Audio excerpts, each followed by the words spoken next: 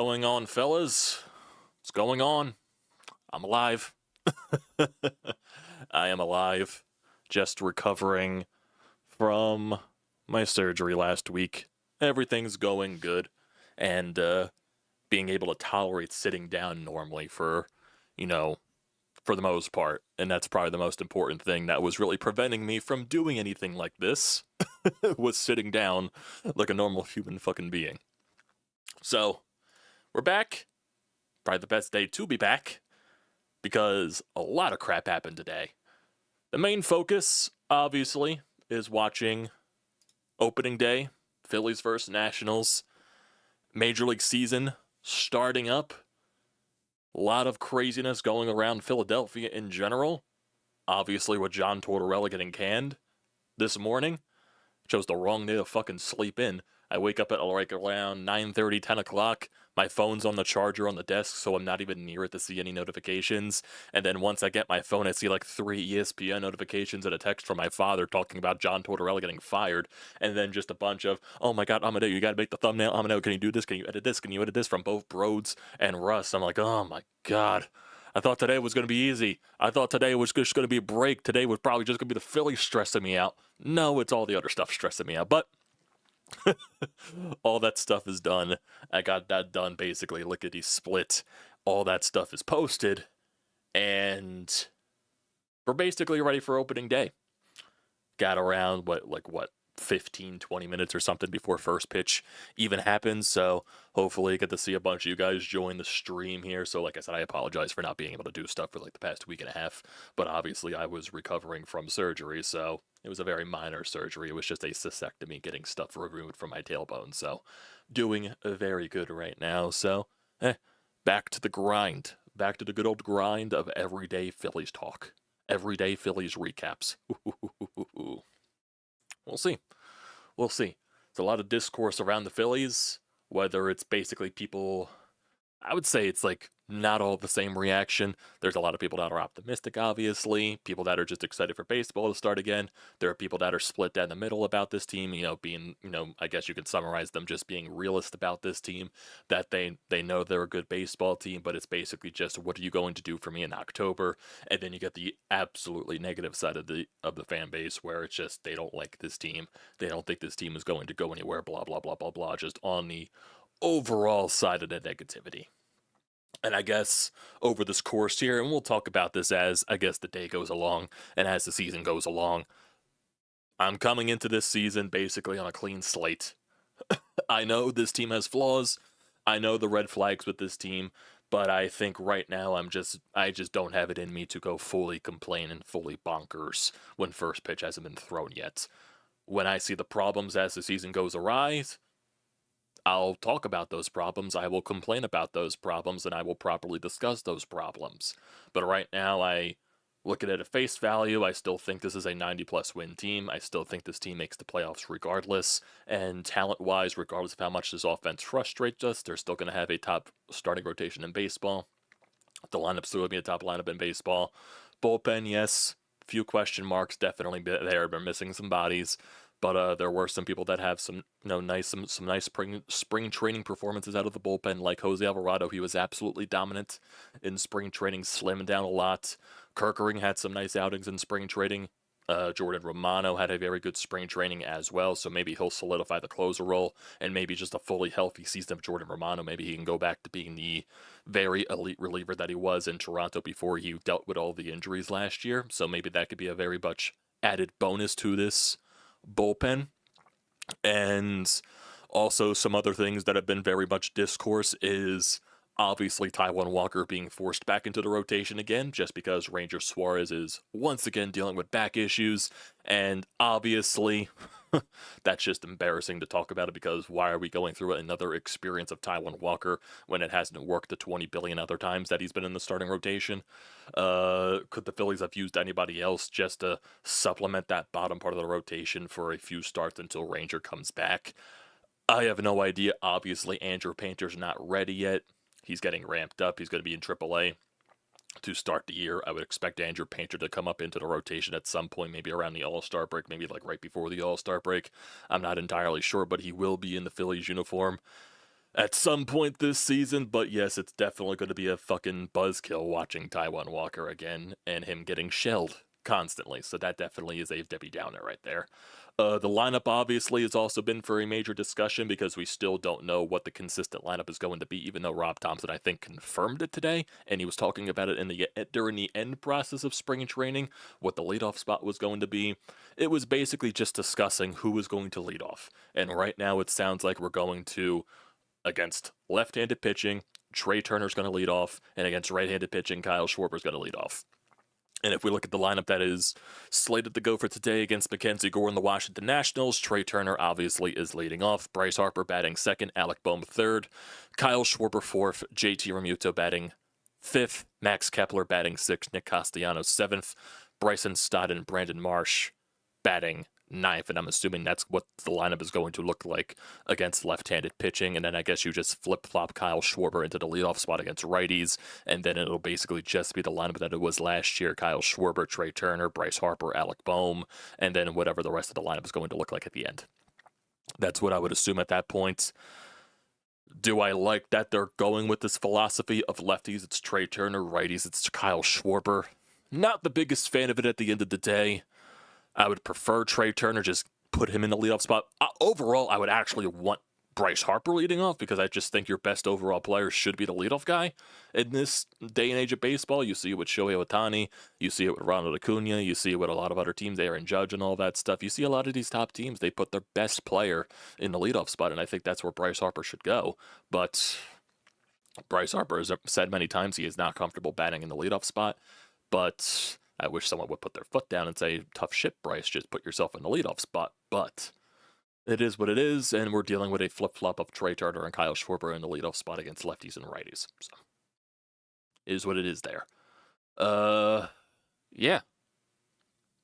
Like I said, I'm just going into it with a clean slate. And when problems arise, I'll point them out.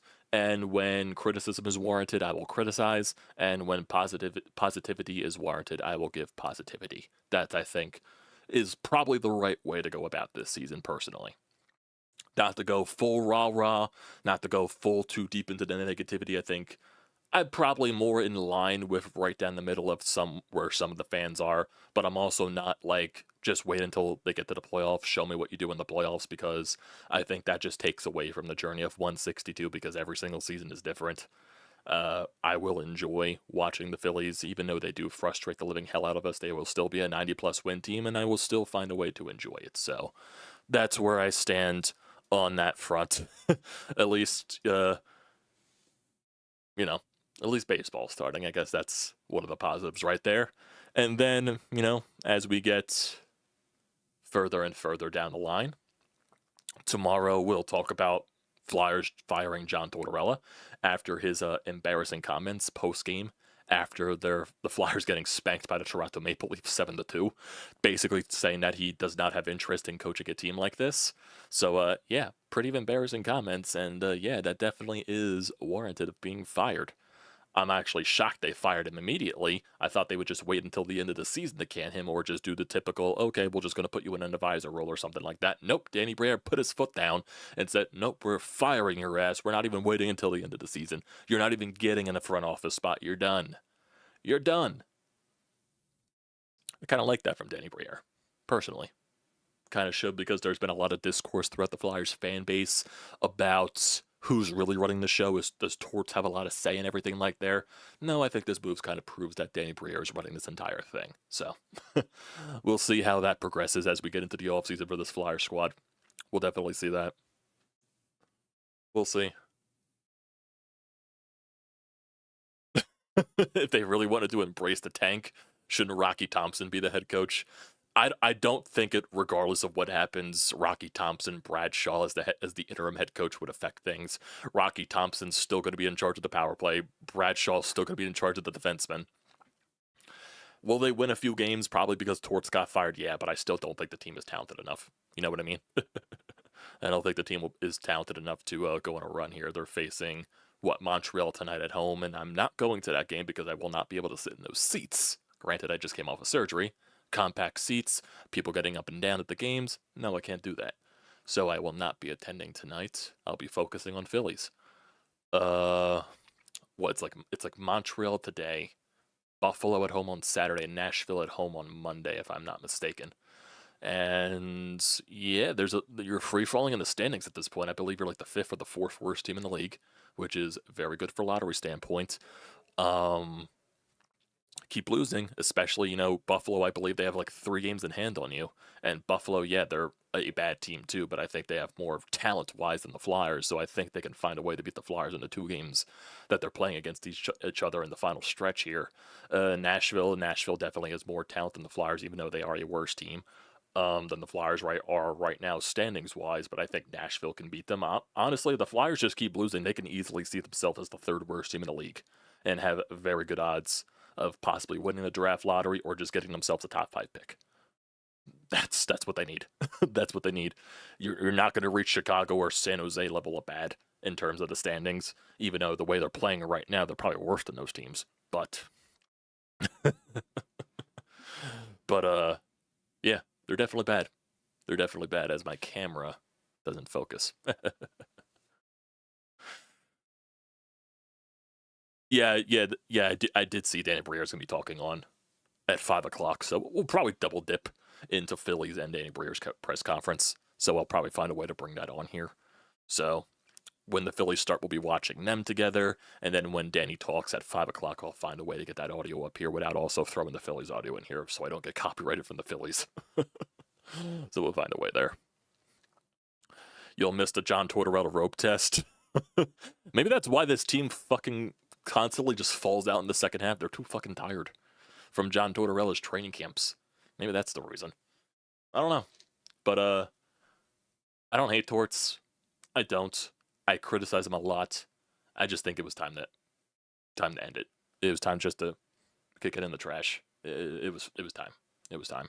And whatever they did with the head coach petition going into next season, I'm not sure what route they're going to go. Are they going to go the route of if Pittsburgh fires Mike Sullivan, if Vancouver fires Rick Tocchet, do they go that type of route? Do they go a different route where maybe you go to an inexperienced head coach, maybe you hire some up-and-comer from the AHL or something like that? Or do you go to college route? Maybe do you go after David Carl from Denver? And, because that would be very intriguing. Because David Carl has won basically everywhere he has been. He's won a lot at the college ranks, and he has won 2 World Junior gold medals with Team USA, so that would be very intriguing for a young team. I don't know what route they go. Or did they just go to the typical rinse, wash, and repeat of the cycle that is NHL head coaching and just hire another retread? I don't know where they go. I don't know. But it will be a very interesting time here. We'll see. But, that's enough Flyers talk right now, even though we will be probably talking about them when Danny Briere speaks in his press conference. But Phillies first pitch to be very soon. I think pregame just ended, so we'll be watching them soon. Hope Max Kepler can stay healthy. He could be a dark horse bet in his lineup. Yeah, I think Max Kepler will be fine. He's definitely not the ideal bet, big name bet that you would want to get in an offseason for this Phillies squad, but I think he could be serviceable for you. I think he'd be a solid bat. And it's weird, too. If you look at the stats of Max Kepler year in and year out, he's good in the odd-numbered years, and he's terrible in the even-numbered years. So are the Phillies just banking him on having good numbers and odd numbers? Who knows? Citizens Bank Park will definitely help him with the power numbers, so we'll see. Can we pry Rod Brind'Amour from Carolina? If Carolina has another playoff failure, maybe there's a chance that Rod gets fired, especially with all the crap that went along with Mikko Rantanen in the trade deadline. That was fucking insane. So maybe there's a chance there. Maybe. There definitely could be. I'll personally say it right here. I want no part of Rick Tocchet. I want no part of him. It's not disrespect to Rick Tocchet in general, Rick Tocchet the player, Rick Tocchet the former Flyer. It's Rick Tocchet the head coach. Rick Tocchet's not that good of a head coach, in my personal opinion. In all the years that he's coached in the NHL, he's only made the playoffs twice. I don't want that. I don't want that at all. What's up, Zach? How you doing? How you doing, man? Yep, definitely a happy opening day. It's good to be back talking Phils. It's good to be back. Like I say, I apologize for not being active for the past week and a half coming back from surgery. So I apologize for that. I apologize. But we're back. Still recovering. Still can't sit normally, but we're fighting through it. So it's basically like what doctor's order says. I can only sit down for like 1 to 2 hour increments. So, and you can just get up for a little bit, like a couple of minutes, and then sit back down. Basically reset the timer. So I basically like sat down like maybe 5-10 minutes before I started this stream. So I'll probably get up and stand up for a little bit during this at this point. So just a forewarning for you guys, because I got the stitches on my. Did I get a cool scar? I can't see the scar. It's on my tailbone. So I have no idea. I have no. It's on my tailbone. I won't be able to know that.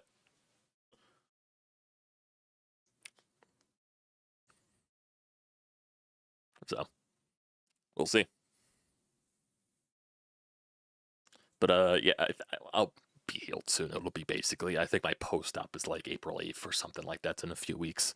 I think I'll be healed by that time. And you know, looking at the scars right now from family members that have been helping me through the healing process, the scars are already starting to, the stitches are already starting to dissolve. So that's a good thing.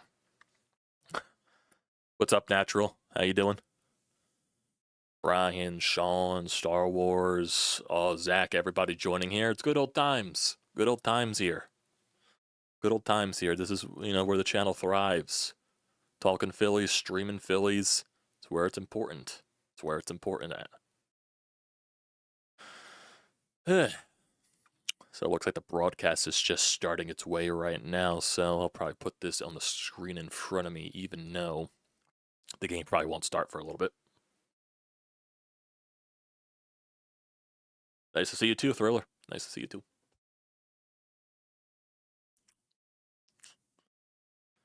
So we'll see what this Phillies lineup is going to look like on opening day. We'll see. See how the bats look. Obviously, they had an up and down spring training. Trey Turner didn't have the best numbers. Kyle Schwarber didn't have the best numbers. Same thing with Nick Castellanos. Bryce Harper had a good spring training. Alec Boehm had good numbers for spring training. Bryson Stott walked a lot in spring training, which is a really good sign. And we'll see how it progresses. We'll definitely see it. The Phillies, to their credit, it did look like for a little bit in spring training they changed their approach to an extent. They led the entire Grapefruit League in walks. So if that's saying anything, I know people don't take spring training stats too seriously, but I think there's something to them trying to change their approach and, walking a lot more. And I think that's very important to point out there. I don't think many people have been pointing that out. They've just been pointing at the negatives, which, like I said, it's understandable given how many people are down on this team. Also, when you look at the roster, Garrett Stubbs is no longer your backup catcher. It is Rafael Marchand. Garrett Stubbs is down in Lehigh Valley. So we'll see where that goes, even though I guarantee Garrett Stubbs will be up at some points this season because you don't know health-wise with JT and Marchand. So you're probably going to be seeing Garrett Stubbs at some point. But, what else?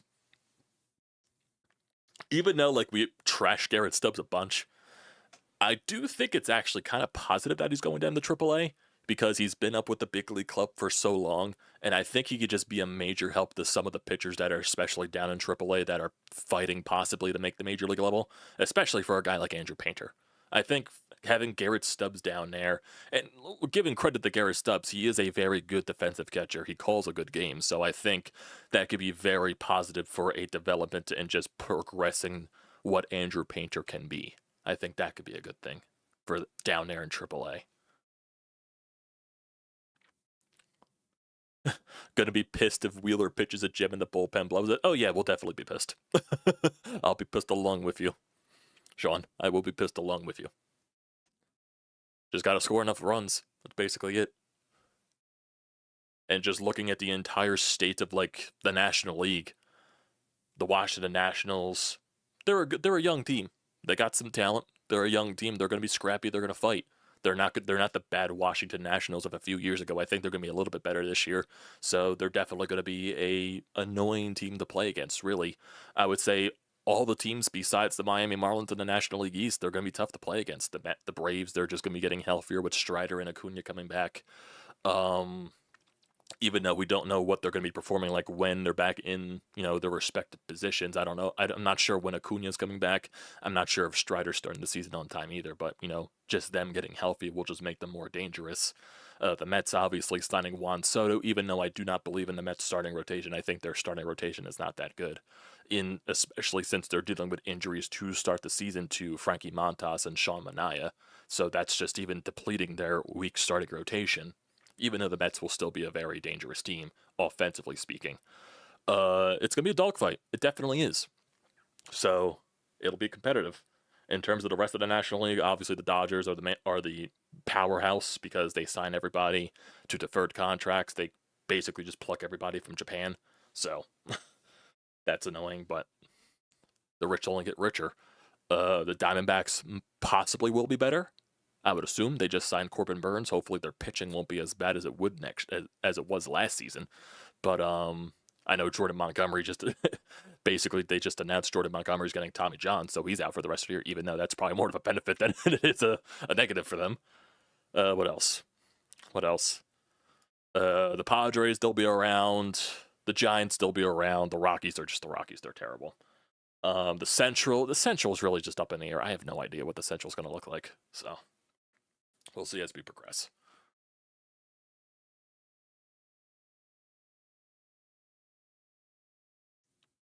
So I'm not watching this on Xfinity anymore. I am watching this on YouTube TV. We cable cutted, and so now I got YouTube TV. So I don't know how delayed the YouTube TV broadcast is. So I apologize for that if my reactions are insanely delayed.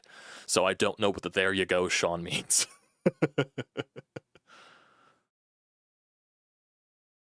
You think Castellanos hits a home run just to put an exclamation point on the Torts firing? That would be funny. That would be funny. I think that was the joke going around this morning as well. Castellanos hitting a home run. So, getting ready for first pitch. Trey Turner leading off against Mackenzie Gore.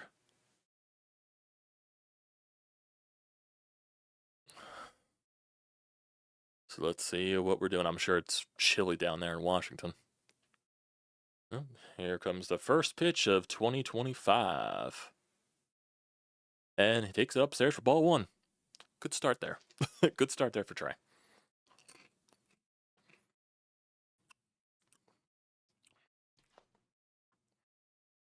Comes a 1-0. Turner fouls off a pitch down the middle of the plate.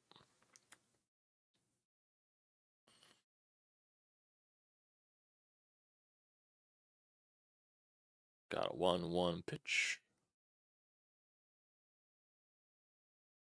In honor of Torches firing its dollar pretzel. Oh yeah, I do remember that, Dad. I do remember that. Sadly, I won't be there. Can you steal a couple of pretzels when you come home from the game? MLB TV isn't working. Oh, joy. That's terrible. That is terrible. That is the worst possible thing to happen. Here's the 1-2 pitch to Turner. Takes that up way upstairs for ball two. How is MLB TV not working? That is the worst possible thing to happen on opening day.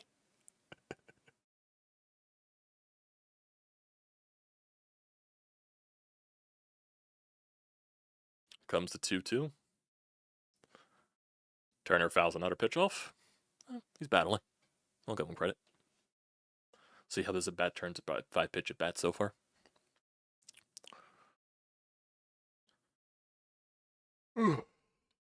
Comes another 2-2 pitch. 6th pitch of the at bat. And that is a swing and a miss at a fastball in the lower part of the strike zone. Strike 3. Well, that's not going to get people happy. It says a network error. Oh, God.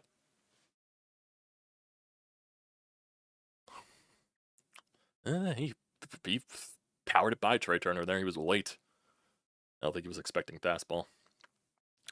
It's weird, too, because they did, like, the strike zone challenge system in spring training, and I don't think it's being implemented in the regular season. So that's, like, a weird, like, thing to adjust to, because you were so used to it in spring, but now you can't do it during the regular season. It's weird. Even though I'm sure the strike zone challenge system will probably be implemented next season. But we'll see. Here's Bryce Harper. He fouled off the first pitch. 0-1 pitch coming. Takes a pitch right down the middle for strike 2. Strikeout. Oh, yeah, we're back.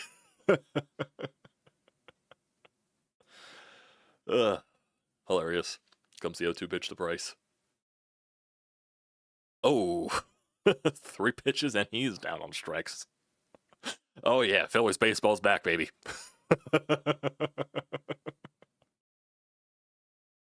Phillies baseball is definitely back. 2 strikeouts to start the day. Oh yeah, Rums were definitely wrong half the time during the challenge system. I like the challenge system. I'm just surprised they didn't decide to implement it during the regular season. Here's Alec Boehm. First pitch to him. It's gonna foul a pitch off right down the middle. Oh yeah, boys, we are definitely back. 2 strikeouts. We're back, baby.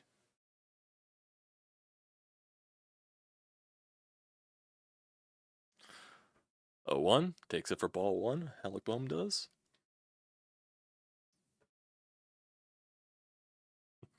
I want to see the Twitter reactions. 2 strikeouts. We are so back.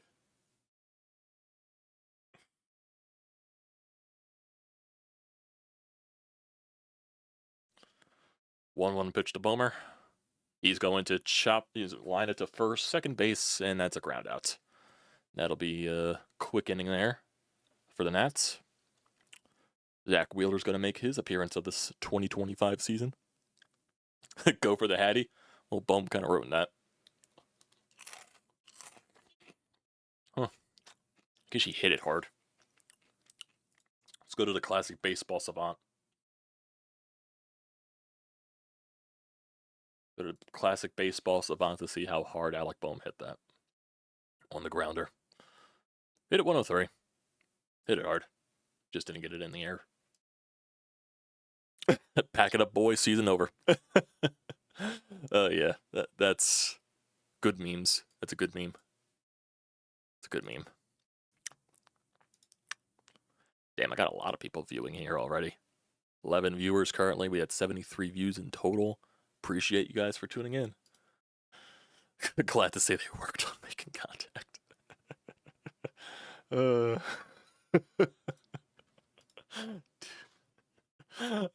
I love the 2Ks. We are so back.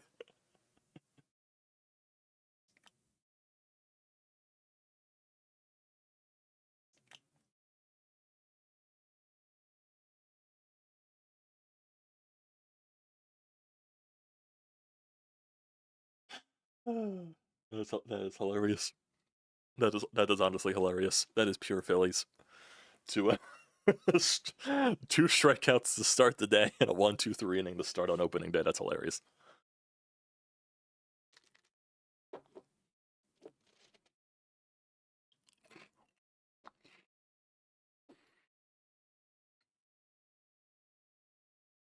If people are wondering, I just have a cup of cereal right here just to snack on. It's Crunch Berries. I just needed something to snack on during the game. At least we have WrestleMania to look forward to. Yeah, Cody Rhodes versus heel John Cena. Hopefully it'll be interesting. Well, here's C.J. Abrams to lead up for the Nats against Zach Wheeler. First pitch. Takes it down the middle for strike 1. 96 mile an hour on the fastball. Time for Swedish Fish. 1 pitch to Abrams. Inside ball 2. That would be ball 1.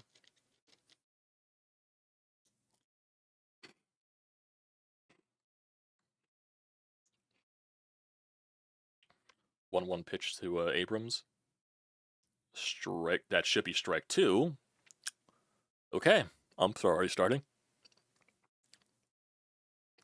That pitch was right down the fucking middle. The fuck? The fuck? that should be 1-2. What the fuck? The hell? 2-1 pitch now. Oh, watch out for that bat. Should be strike 3, but it's 2-2 now. And Abrams swung his bat all the way deep into the friggin' Nats dugout.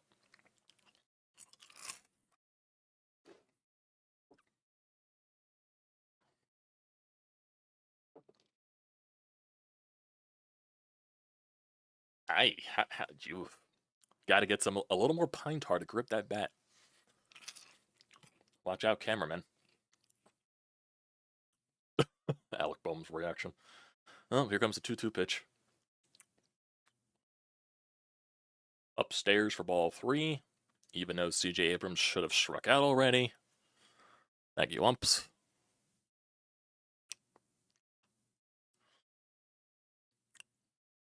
Comes a 3-2 pitch. Strike 3. Fastball, foul tipped. First out for Zach Wheeler. First strikeout of the season for Zach Wheeler.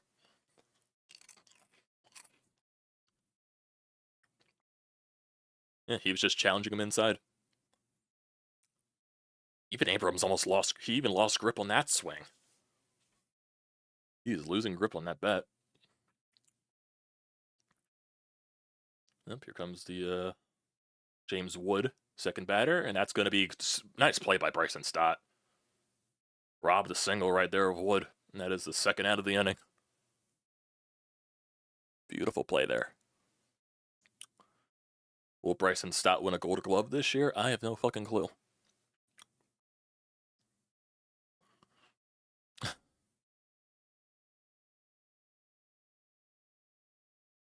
Needs more pine tar, CJ Abrams does. Oh, here comes Garcia Jr., and he's going to foul that pitch off.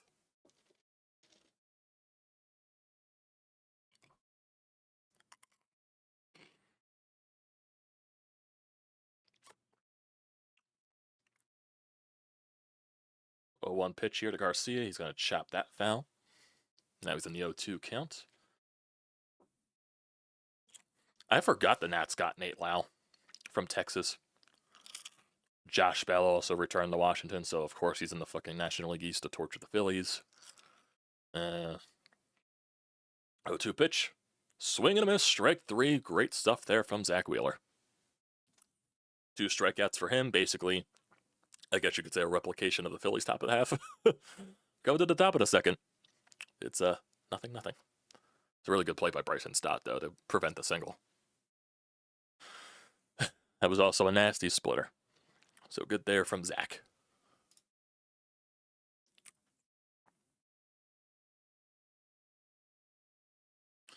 I gotta remember to put the after all this stream stuff is over for today, I gotta remember to put the monetization back on this stream. I took it off for today just so you guys don't get interrupted with ads. What the hell, you guys out there a little bit?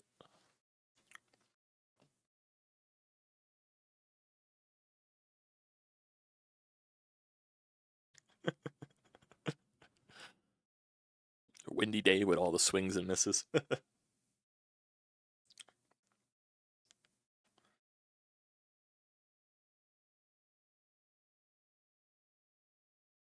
Juan Soto has a hit in his first at bat with the Mets. They're playing Houston, looks like. What else? Oh, did you guys see on the I think it's the Yankees game on ESPN. I think Joe Buck's calling it. It's nice to hear him calling games again. Even though I think it's only just for opening day. I'm not sure if he's doing anything else for ESPN this year. Even though he should be. He should be the Sunday Night Baseball guy. JT home run this inning. We'll see. We'll see. How hard did James Wood hit the ball? 109. 109. So it's a good play by Bryson Stott. So Sean's calling JT going deep this inning.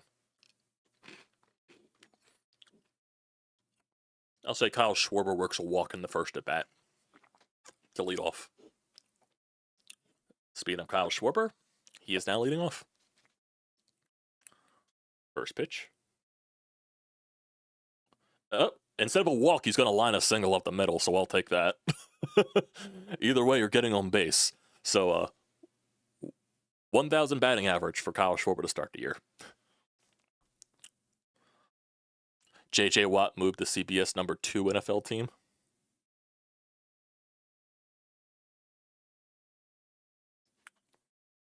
It's a good swing there from Kyle.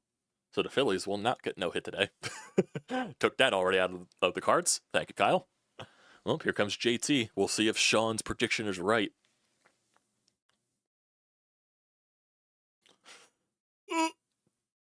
Gotta stretch.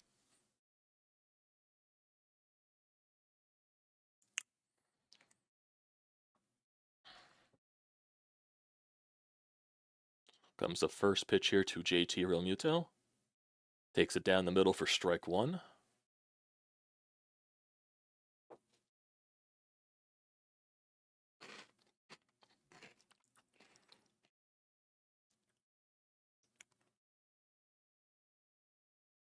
Comes 0-1 pitch. Another pitch down the middle for strike two. Come on, JT, get Sean's prediction right. Sean needs a home run from you. Gotta get that prediction right. Comes the 0-2. It's gonna foul that pitch away.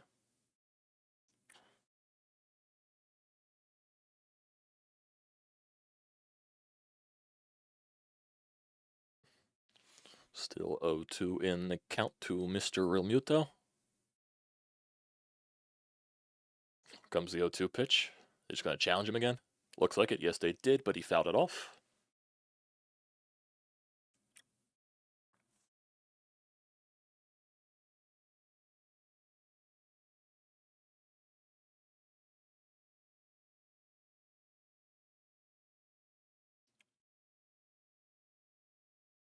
Comes the other 0-2 pitch again. JT's going to foul it off again. Yeah, making him throw pitches, I guess. But Gore's basically thrown everything in the strike zone to JT besides like one of the fouled balls. So they're challenging him. Had to adjust. 0-2 pitch again to JT. That's way upstairs for ball one.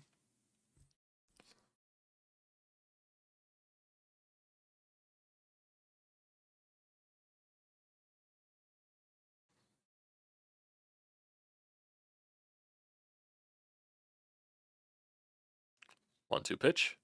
And JT swings and a miss at a hanging slider.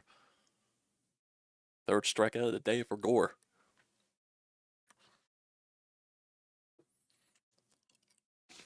Looks like the shadows are starting to creep in too. We'll see how much that's affecting people. Well, sorry, Sean, your prediction is wrong. No JT home run. But here is Max Kepler's first appearance in a Phillies uniform. He will take that hanging pitch for a strike. Let's see what Max Kepler, he had a very good spring power-wise.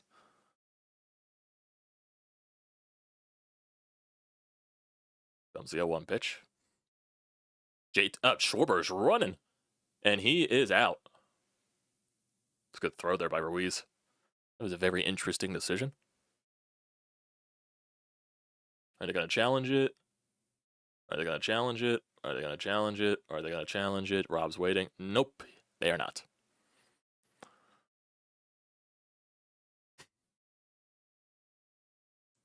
It's a good throw by Ruiz. Let's see. Replay. Can't even tell. He can't tell. Oh, well, yeah, just barely got him. Barely got him. Next pitch to Kepler. He fouls that away. 1-2. Interesting decision there by Kyle. Even though he barely got thrown out. Also, wasn't the best pitch to run on, I guess you can say. Max Kepler in spring training batted .375 with a 500 on base and an over, over 500 slugging. 1-2 pitch. Inside for ball two.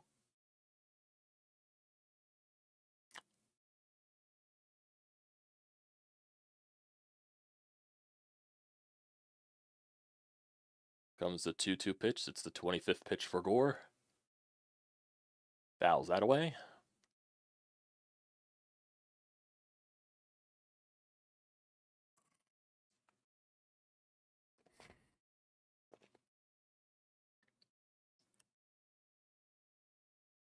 Two pitch. Ooh, there's a pitch on the outside part, corner, middle, whatever it was, but it's a strikeout.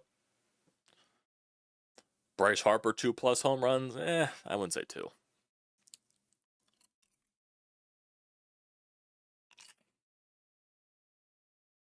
And that's 4 strikeouts already. So Show us the... I can't. I can't show you the screen, Chris. I will get taken down. That's not how this works. I'm not trying to get freaking copyrighted. Yes, that is 4 strikeouts. That is 4 strikeouts. I'm gonna be... Phillies baseball, boys. So back.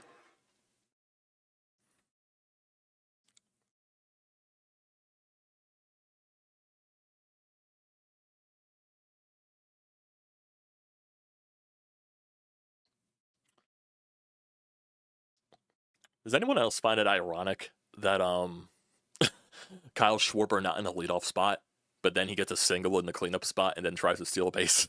Does anyone find that ironic or funny?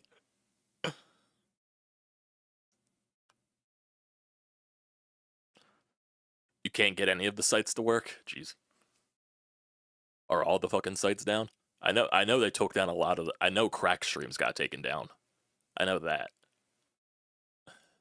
I guess because since there's not many other of those sites on working, maybe it's hard.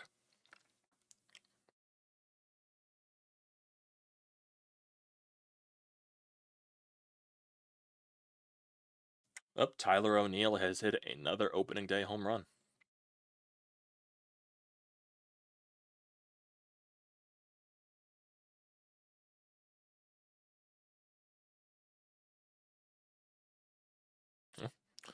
We'll see. Josh Bell, the Philly killer up here. Yeah, those shadows are probably a problem right there. The way they're creeping in the home plate. First pitch to Josh. Inside for strike 1. That's a nasty pitch. Josh Bell did not see that pitch coming in. Michael, that is a drastic overreaction. The Phillies offense is not going to be the worst offense in baseball. That is a drastic overreaction. Swing and a miss from Josh Bell there. As much as the Phillies' offensive lineup frustrates us, they have still been a top 5, top 7 offense in baseball for like the past 2-3 years. I don't think that's going away.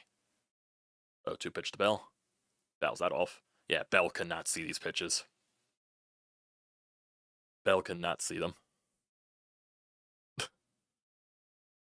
Yeah, I know you're overreacting, Michael. That's why I pointed it out.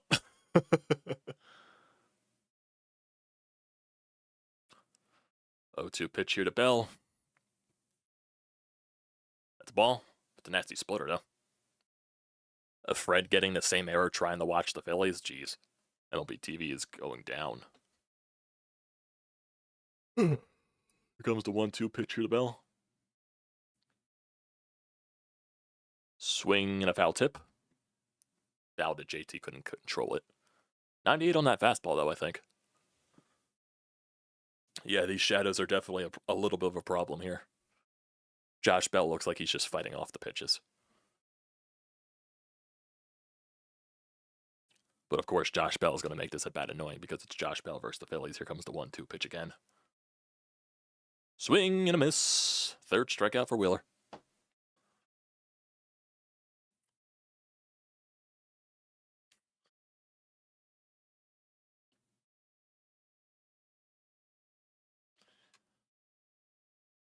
Yeah, it's like the shadows just look terrible.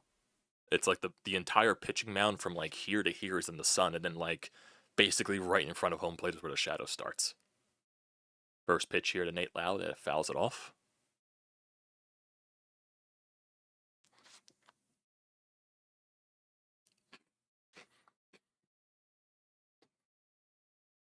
Oh, 1 pitch.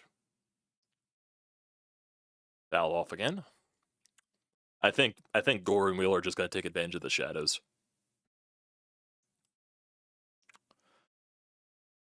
Yeah, definitely was not expecting the Rangers to trade Nate Lowe. But I guess they could have. We'll see. 1-2 pitch here. Oof. He did not see that pitch at all. That's strike 3. Oof. That is... He was just like swing and pray. He did not see that pitch.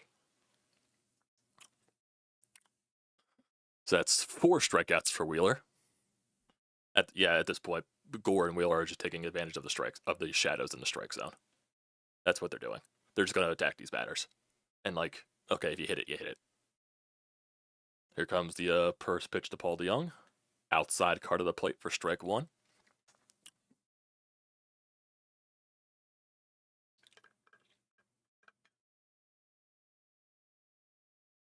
Comes the 0-1 pitch. Swing and a miss at the sweeper, 0-2.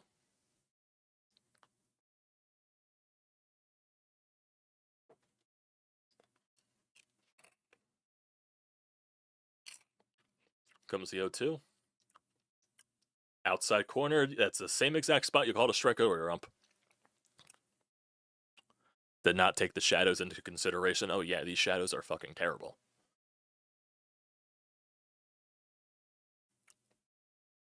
Well, here comes the 1-2 pitch here to Paul DeJong.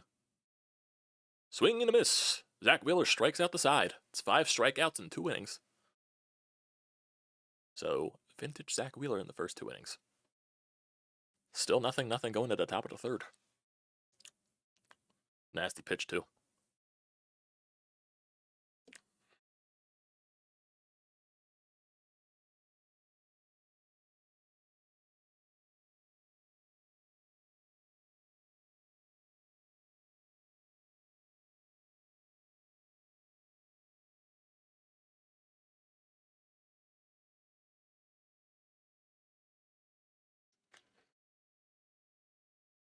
Everyone's favorite umpires are back. Oh, yeah. Oh, yeah. Sorry. Like I said, you're going to be seeing a lot of me adjusting through this just to try to get comfortable. Like I said, I have to sit on a throw pillow, too, after all this surgery nonsense. First team to put the ball in play 3 times wins the game. Well, the Phillies got a single. They also got the Alec Bohm ground out, so it's twice. So 1 more ball in play means the Phillies automatically win, Sean. I think I like that.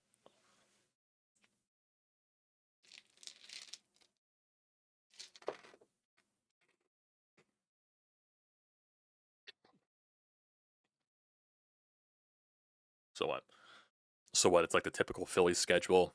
They play opening day, and then tomorrow they have off. Then they play Saturday, Sunday. I think that's the way it's going. The same thing for Monday.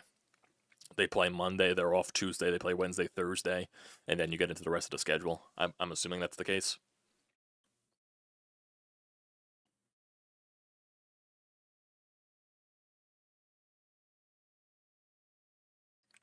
Actually, let me just look at the schedule. Why not? Because I am going to the home opener. Definitely not missing that.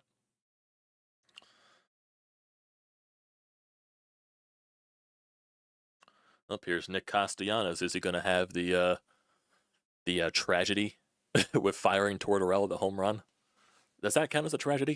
Here comes the first pitch. Swing and a miss for strike 1. Yeah, I don't think these batters are going to be seeing many pitches. Or seeing these pitches with these shadows for the next little bit here. It's all according to how quick the shadows go away. 0-1 pitch. Flails and fouls that pitch away. If healthy, Stott bounces back. Oh yeah, I could see that. It was stated. The elbow injury that Stott had last year was really affecting him. So at the plate specifically. So if he's healthy, we'll hopefully see him become the Bryson Stott from 23. Yep, Castellanos fouls that ball away again. 0-2 still. Let's look at the schedule. So they play, yeah, obviously they're playing now. They play Saturday at 4. They play Sunday at 4.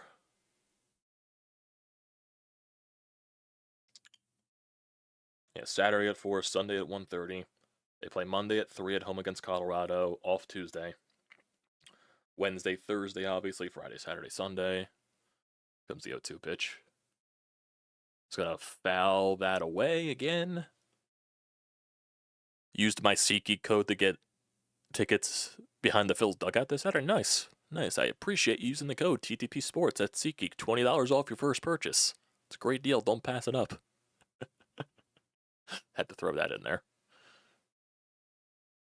0-2 pitch again to Castellanos. Oof. Way upstairs. Ball 1. So this is the April schedule after this weekend series against Washington. 3 games against Colorado. Home opener Monday, obviously. They're off Tuesday. And Nick Castellanos strikes out. They're off the Tuesday, April 1st. Then they basically play 5 games in a row. Tuesday, Wednesday against Colorado. Or Wednesday, Thursday against Colorado. Then they play Friday, Saturday, Sunday against the Dodgers at home. Joy. Then they are off on the 7th. They play their first series against the Braves from the 8th to the 10th in Atlanta. Then they play in St. Louis from the 11th to the 13th. They're at home against San Francisco for a 4-game series from the 14th to the 17th. They play Miami at home from the 18th to the 20th. They play against the Mets on the road from the 21st to the 23rd. They're off on the 24th. They play in Chicago against the Cubs from the 25th to the 27th. They're off on the 28th. They play 2 games against Washington to close out April. Obviously, that's still a 3-game series. And then you go into the rest of the schedule for May. I made like 10 different accounts. That's definitely the way to go about it. Well, here's Bryson Stott in a 1-1 count. Outside pitch for ball 2.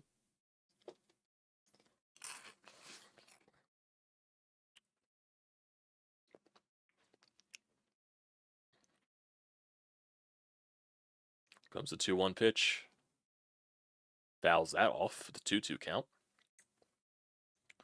So at the May schedule, May 1st they play Washington at home to finish out that series. Then they play the 2nd through the 3rd at home against Arizona. They're off on the 5th. They play in Tampa Bay from the 6th to the 8th in the Yankees spring training ballpark because Tropicana is destroyed from the hurricane. The roof specifically. They play in Cleveland from the 9th to the 11th. They're at home against St. Louis from the 12th to the 14th, off on the 15th, at home against Pittsburgh from the 16th to the 18th. Then they go out west. Strike 3 for Bryson Stott. Oh my god.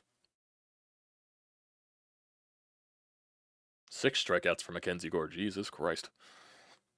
They have a 4-game series against Colorado on the road from the 19th to the 22nd. Who is this? Oh, that's the Athletics. That's the Athletics abbreviation. Oh, Jesus. So they play in Colorado from that 4-game series. Then from the 23rd to the 25th, they play against the Athletics in wherever they're playing at. Then they're off on the 26th. They play against the Braves at home from the 27th to the 29th. Play Milwaukee from the 30th to the 1st of June. Then you get into the June schedule. It's ball 1 to Brandon Marsh. Despite my reluctance for this team, I'm excited to watch some baseball again. Hopefully I don't regret it. You won't regret it. You won't regret it. The 1-1 pitch to Marsh. Swing and a miss. Both of these teams are going to have like 10 strikeouts by the time the shadows go away. Jesus Christ. Oh yeah, both starting, but they know these shadows. They know these batters can't see past the shadows. They're taking advantage of it. Here comes the 1-2 pitch. The Marsh. He did not swing and miss there at the ball. If we look at the June schedule, they're off on the 2nd. They play in Toronto from the 3rd to the 5th. They play in Pittsburgh from the 6th to the 8th. They're at home against the Cubs from the 9th to the 11th. Off on the 12th. They play home against Toronto from the 13th to the 15th. Here comes the 2-2 pitch to Brandon Marsh. Swing and a miss. That's a strikeout out of the side right there. Jesus fucking Christ. The Phillies have struck out 7 times. The shadows are really fucking bothering them, I'm assuming. Jesus fucking Christ. Ay. Back to the schedule. They play in Miami for a 4-game series from the 16th to the 19th of June. They play at home against the Mets for the first time from the 20th to the 22nd. Off on the 23rd, they play in Houston from the 24th to the 26th. In Atlanta from the 27th to the 29th. At home against San Diego from June 30th to July 2nd. They're off on July 3rd. They have a lot of Thursdays off. They don't play on any Thursday in July. That is weird. The 1st and the 2nd, they play at home against San Diego. The 4th through the 6th, they play against Cincinnati at home. The 7th through the 9th, they play in San Francisco. The 11th through the 13th, right before the All-Star break, they play in San Diego. Coming back from the All-Star break, they play against the Angels from the 18th to the 20th. They play against Boston from the 21st to the 23rd. They play in the Bronx against the Yankees from the 25th to the 27th. Then they play in Chicago against the White Sox from the 28th to the 30th. They're off on the 31st. Like I said, they don't play any Thursday in July. That's weird. They play the 1st through the 3rd at home against Detroit. The 4th through the 6th at home against Baltimore. Off on the 7th of August, so they don't play 1, 2, 3, 4, 5, 6 Thursdays in a row. That is weird. They play in Texas from the 8th to the 9th. In Cincinnati from the 11th to the 13th. A 4-game series against Washington from the 14th to the 16th. The 18th through the 20th, they play at home against Seattle. They're off on the 21st. That's another Thursday they're off. They play at home against Washington from the 22nd to the 24th. In New York against the Mets from the 25th to the 27th of August. And then they have a 4-game series to close out August from the 28th to the 31st against Atlanta. They play in Milwaukee to start off September on the 1st. Then they're off on the 2nd, and then finish off the series against Milwaukee on the 3rd and the 4th. They play in Miami from the 5th to the 6th. A 4-game series against the Mets from the 8th to the 11th. First pitch here to the Nationals, and that's going to be a liner up first base hit for the Nationals. Marsh plays it, and that'll stay a single right there. I'm assuming that is Ruiz. Yes, it is. That is Ruiz. After that 4-game Mets series in September, they're at home against Kansas City from the 12th to the 14th. They play against the Dodgers from the 15th to the 17th, against Arizona from the 19th to the 21st. Off on the 22nd, at home, and they basically close out the season at home against Miami from the 23rd to the 25th, and Minnesota from the 26th to the 28th. So we'll see how it goes. But that is the first base runner for the Nationals. Here's Dylan Cruz, their high draft pick. You heard the home opener may be rained out. There is a chance. I did see that it's supposed to rain. Up here comes the first pitch, the Cruz, not Gore. That is upstairs for strike 1. Let's see what the weather is for Monday. So Friday is supposed to be, Saturday is supposed to be 78, so it won't be as cold. Sunday, 45% chance of rain, but 73. Monday, 80% chance of rain and 73. So yeah, definitely, and that should be an out. Yep, that'll be the first out. Reiner right to Max Kepler. Yep. Well, the Nationals look like they are starting to see the ball better, so maybe the shadows are not as much of an impact. Yeah, definitely looks like the home opener could get rained out. Didn't the home opener get rained out last year? Or was that the year before? You're going to Pittsburgh to see the Phillies play? Nice. Nice. I heard Pittsburgh's a really good ballpark. Here is Young for the Nationals. Takes a pitch down the middle for strike 1. Yeah, didn't the home opener get rained out last year? I gotta check that. Because that's actually like, I for some reason I physically remember that. The home opener getting rained out last year. Comes the 0-1 pitch here to Young. Fouls that off. It's 0-2.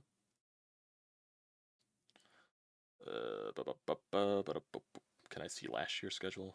Opening day? Yeah, it did. Last year's opening first home opener did get rained out. I wouldn't be shocked if it gets rained out, so we'll see. Would not be shocked, especially with the way the forecast looks.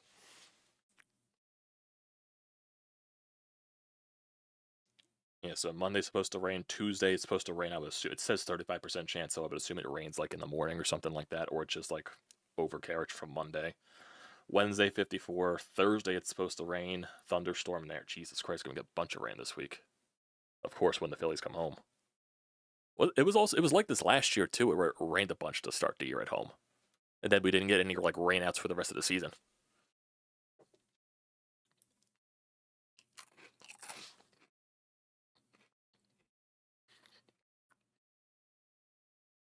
Comes the 0-2 pitch here to Young, fouling off a couple of pitches. Outside part of the plate, that is a ball.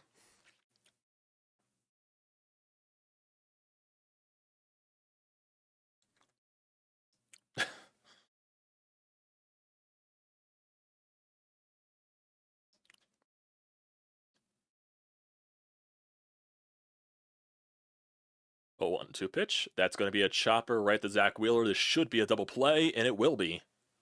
Good shit there.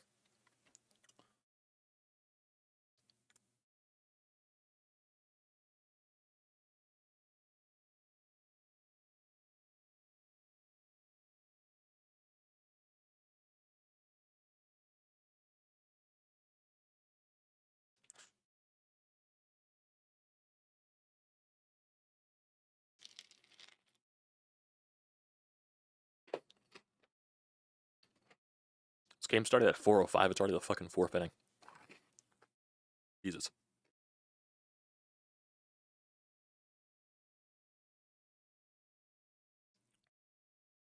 So you got over 180 views in total, 12 likes, 14 viewers currently. I appreciate you guys for tuning in.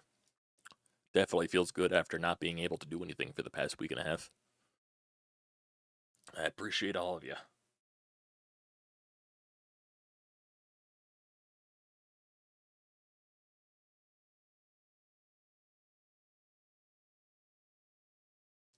I'm debating how to do the recap after this. I'm debating if I should just combine the recap into this stream and then, like, you know, just like clip that out and then put that as a separate video. I'm determining based on that, but we'll see how it plays out.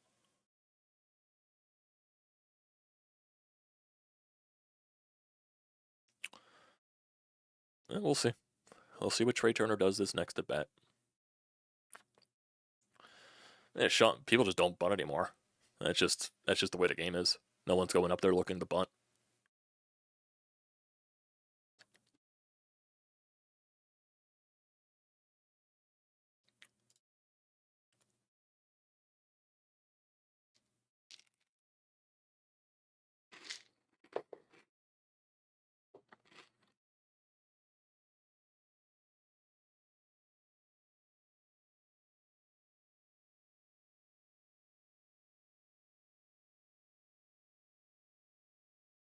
Well, we'll see how the Phillies are like second time through. See if the shadows are, yeah, the shadows definitely diminished. Here comes the first pitch to Trey. Calls out a strike. 0-1.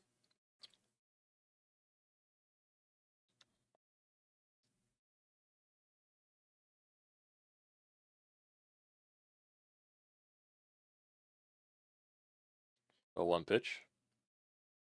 Oh my god, there goes the bat.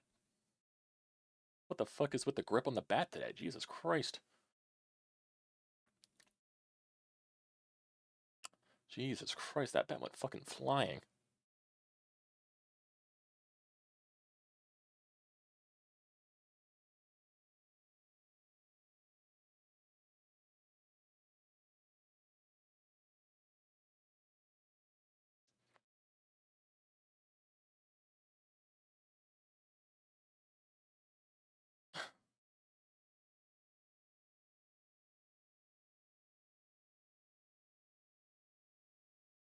Comes the 0-2 pitch here to Trey. Gonna strike out for the 8th strikeout of the day. He did not go. Nope, he did not.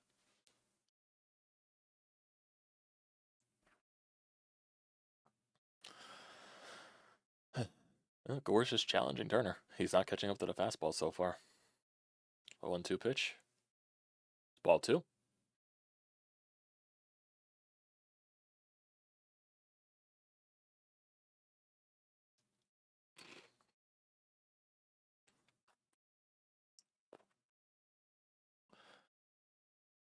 Comes the 2-2 pitch. Come on, Trey. Fouls that off.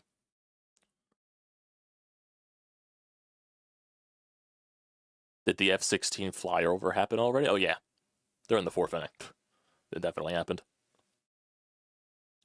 Now they're showing a commercial for MLB TV with a banner saying the Phillies game is about to start soon. Man, the MLB TV is really screwing up. Here comes the next pitch to Trey Turner, and he pops that foul. Is it going to go out of play? Yes, it will. Still 2-2. Mackenzie Gore is going to throw his 50th pitch of the day. Here.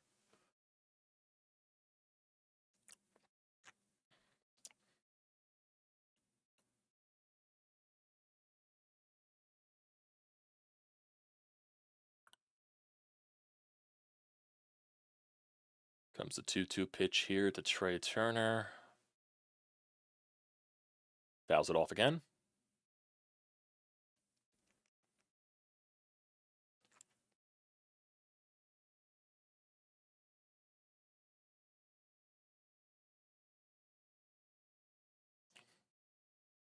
Here comes another 2-2 to Trey Turner.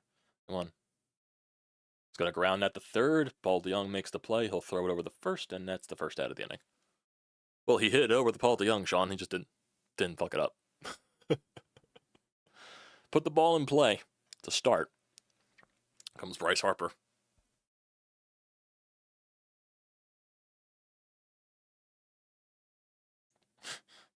They brought back Stump the Fans. Wasn't that like like Dodge Stump the Fans trivia question or something like that? That's funny. Here comes Bryce Harper. Takes the first pitch. It's in the strike zone, but the umpire called it a ball. I'll take it. I'll take it.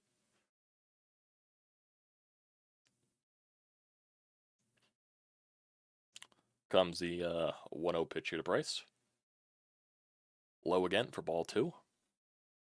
That one's a little more low, but still questionable.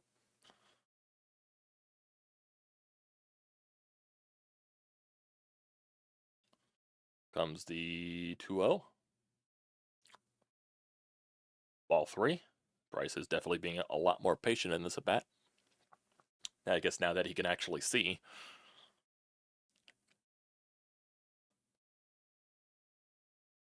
Let's see. 3-0 count here. Probably will be a strike. Yep. Taken all the way. That's ball strike 1.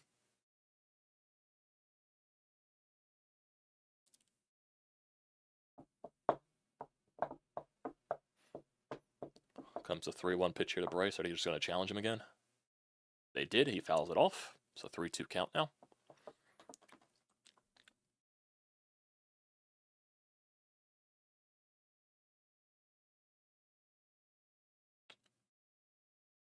Mackenzie Gore's almost at 60 pitches now.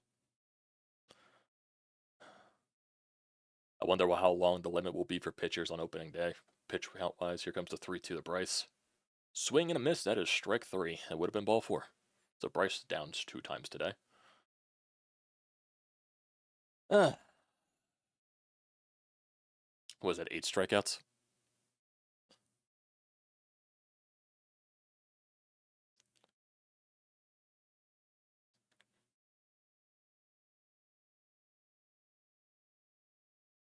Comes Alec Bohm with 2 outs. First pitch. Hanging pitch there for a strike.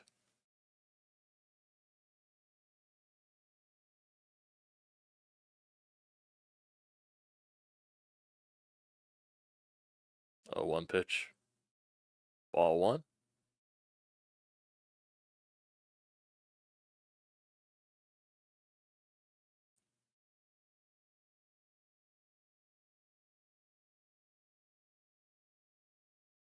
Finally got video, Bray.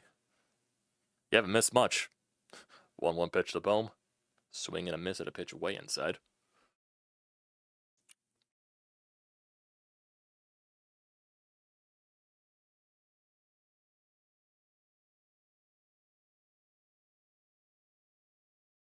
Comes the 1-2. Fouls that pitch away.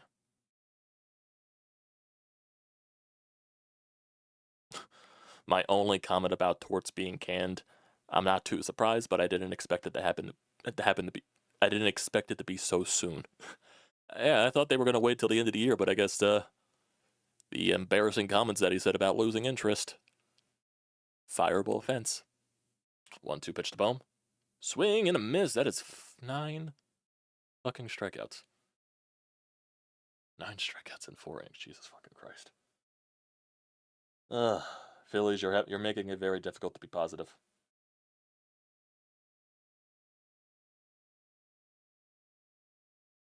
Making it very difficult to be positive.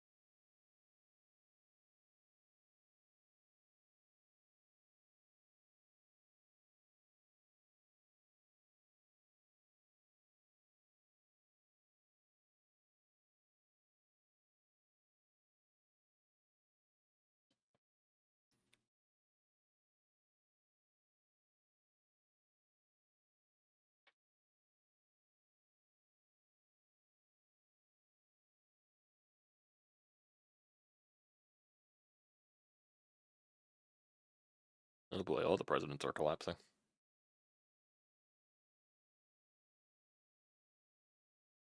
Up here comes C.J. Abrams to lead off the fourth for the Nats. Inside for ball one.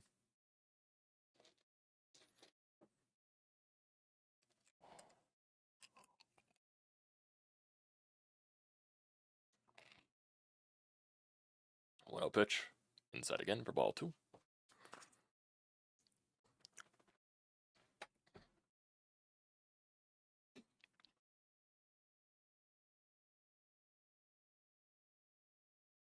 Two-0 pitch. Foul ball. 2-1.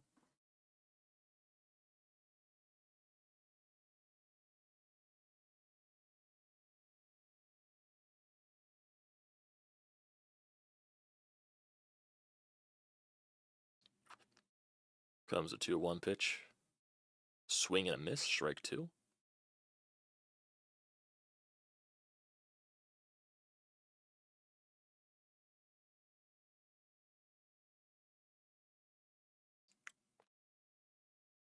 Comes a 2-2.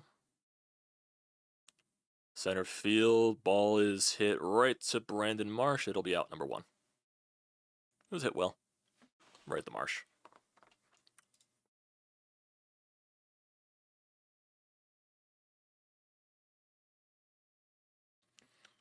We're already doing defensive play. Stat. That's why. Up here comes James Wood for the second time. Got robbed by Stotty.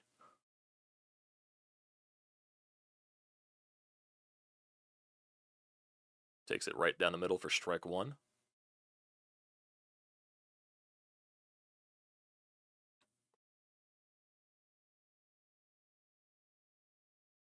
Comes the 0-1. Swing and a miss. That is a nasty curveball.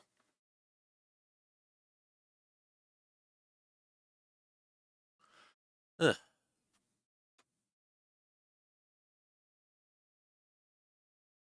0-2 pitch here to Wood from Zach. That is down low. Try to get him with the curveball again. It's ball one.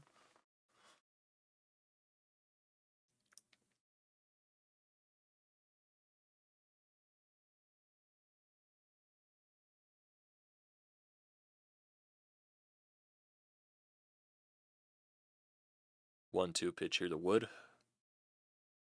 Outside for ball two.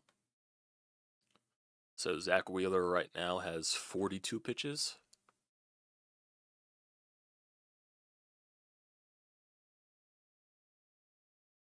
Two-two pitch.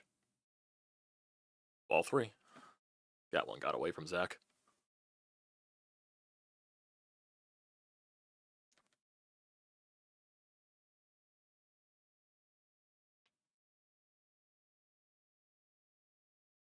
Comes a 3-2. Challenge him. Fouls that pitch away.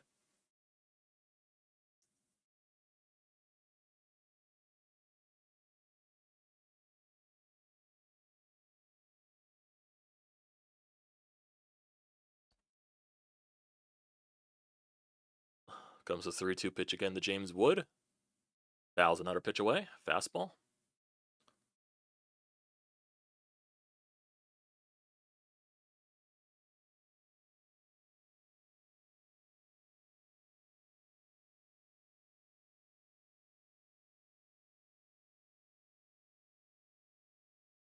Comes a 3-2 pitch again to James Wood. He is battling in this at-bat.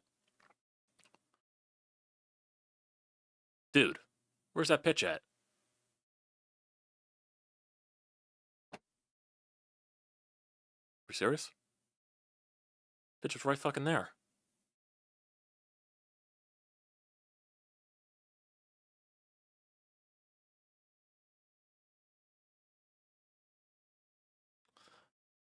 Anyways, the walk.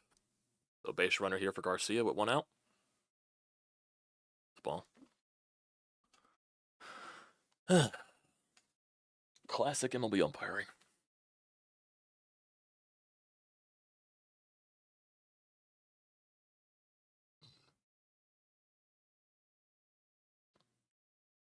Comes the 1-0. Nice play by Bryce. That should be a double play. Nope. Wheeler didn't get to the bag in time. I don't know why Bryce wasn't there.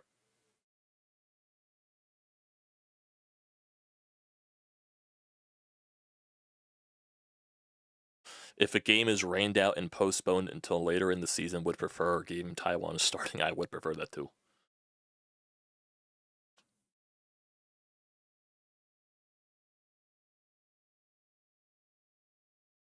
Yeah, Wheeler wasn't even on the bag yet. Up here comes Josh Bell with a runner on and 2 outs.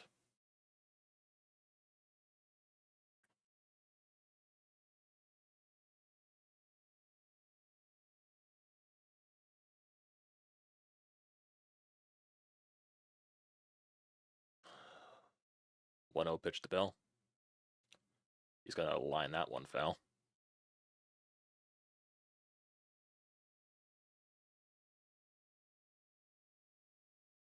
Why do I have a feeling Josh Bell's gonna hit a home run? I just have that slight feeling.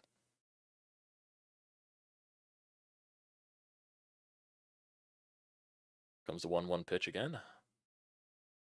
Ball 2.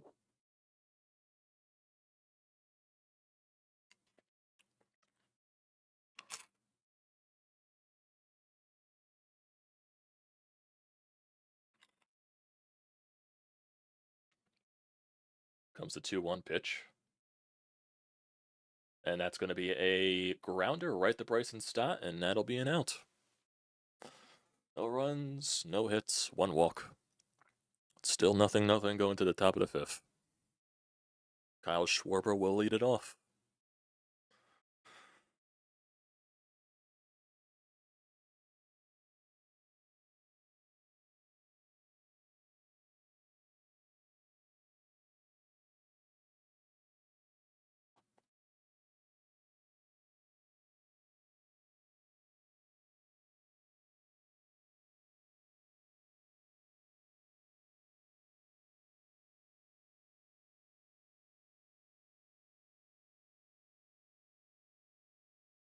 See it. Oh, Danny Briere is talking to the media right now. I probably should bring that up. Battle of the bullpens, it looks like. Let's try to get Danny Briere in here. I'm on.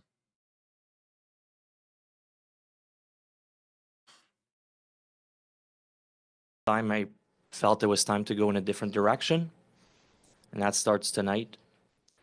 I know we have 9 games left, but they're 9 important games for us. I'm looking forward to evaluating our team and continuing to build this team into the summer. So again, thanks to Torts for what he did for us in the last 3 years. Open up for questions. Danny, why the timeline? Why now? I felt it was time, and you're going to ask me, is there one thing that happened? It's not one thing.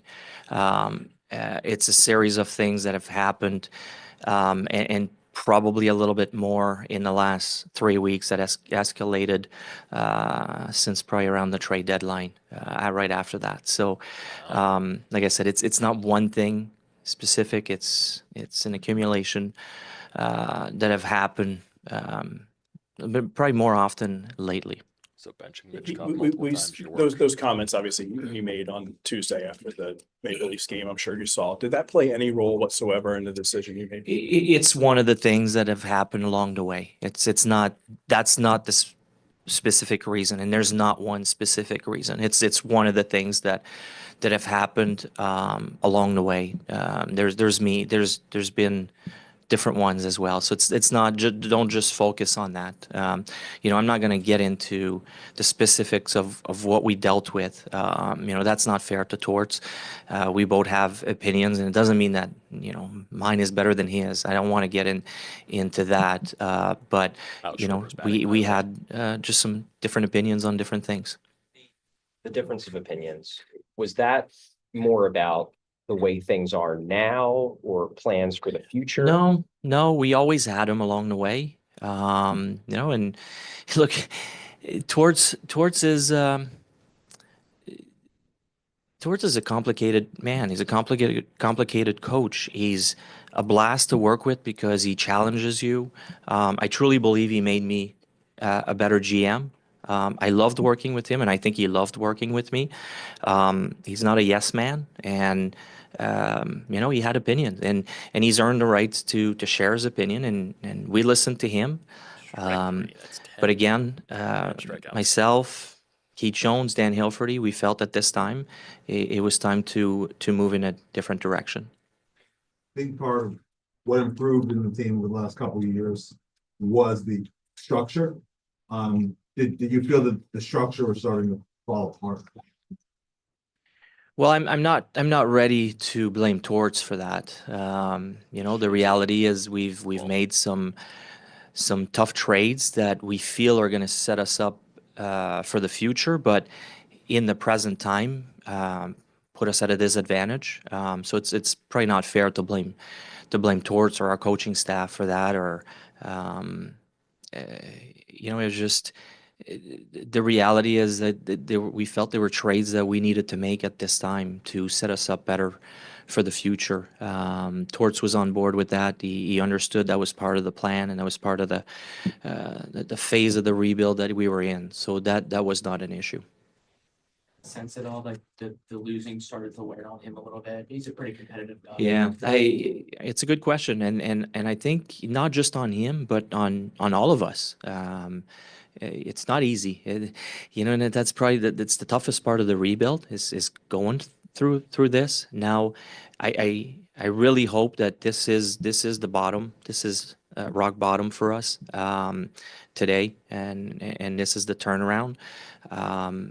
The trades were tough. They were tough to send some good players elsewhere and not really replace them in the trades. There were a lot of call-ups, younger guys, and guys that we want to see. So that makes it tough for the team, makes it tough for the coaches. Yes, that was taking a toll on all of us, and Torts included. He hates losing more than probably anybody we know. But I hope moving forward, and I have the feeling that moving forward now it's going to start to get better. And now it's not going to be an overnight thing. It's going to take time, but I feel we're stepping into a different phase of the rebuild. It's still a rebuild, but I feel starting to go into a different phase now. Feel he handled the younger players? And did you get any input from the players in the room before you made this decision?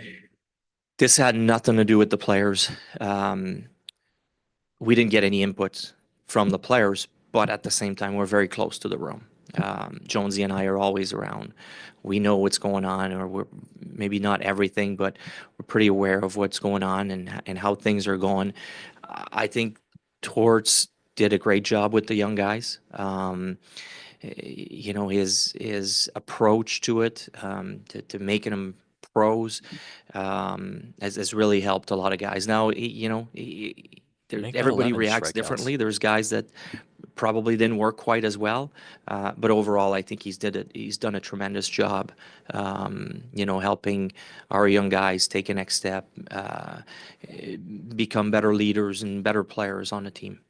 Were there any discussions about him joining management for the final year of the contract? And if so, did the fact that he made public comments that he didn't want to be in management factor into this at all? I didn't even see his comments, to be honest with you. I didn't see the comments, but no, there was no discussion about that. To me, Torts is a coach. That's his strength. I still see the passion. Now you have to ask him if that's, I shouldn't overstep here and say he still wants to coach, but I still see a passionate man that can still coach. You mentioned about the post-game comments were, just one of many things, but that they were part of it. He said after the game basically that he had little interest in learning how to coach this situation. I guess, do you think that he meant that? Was that poorly worded? What was your evaluation? I feel there's probably more the frustration of the game and getting shellacked there in Toronto, the embarrassment that we all felt, and especially it's even tougher. Like I'm a little removed from that, being up in the press box. I remember being there as a player, and it's tough. It's really tough. And the coaches are right there with the players, and they hear everything. They're in the action with them. So I tend to be careful with that and not put too much stock into it. I think it was, I put it more as a, he was frustrated with how things have gone lately, and he was embarrassed by the loss that night, just like a lot of our players were. I guess, was there concern that the players would take that to mean that their coach wasn't fully invested anymore in them? I don't know. I didn't have the time really to dive that deep down into it. And now it's really not important anymore. So. And What Brad is has that- a chance to show you something in a different capacity. Sorry, what? Brad has a chance to show you something in a different capacity over the next 9 games, but where are you guys at in your process, and what type of coach fits with the phase you're headed into? We're not there yet. This happened really quick in the last few days. It's not like we have anything prepared. We haven't started looking or making lists or anything like that. We have bigger things to deal with right now, making sure the mindset's in the right place, helping out Brad and his staff, addressing the team, all these things. The focus has been on the team and on the players. There's 9 games left. We're not going to bring a different coach. Brad is the coach to finish the season. We'll be evaluating him and our coaches the rest of the way. That's going to be part of it. I'm not sure exactly what we're going to be looking for as a coach. One thing I can tell you is we have a young team. A coach that can teach is going to be important to start with. But as far as all the traits, I think it's a little too early to really dive deep into that. What is the message in the last 9 games to the players? So when I addressed the guys this morning, I asked them to stick together. And I told them, I said, if you don't feel like you're up to it and you don't feel like you want to play tonight, think about the guy next to you. He might be up for a contract year. He might be trying to save his job just to finish the year in the NHL. I play for each other basically is what the message was for them. That's the expectation, and I feel good about our group. They've never quit. They've always played hard. It's been tough lately, and part of it I'm responsible. With the trades and leaving the team where it's at.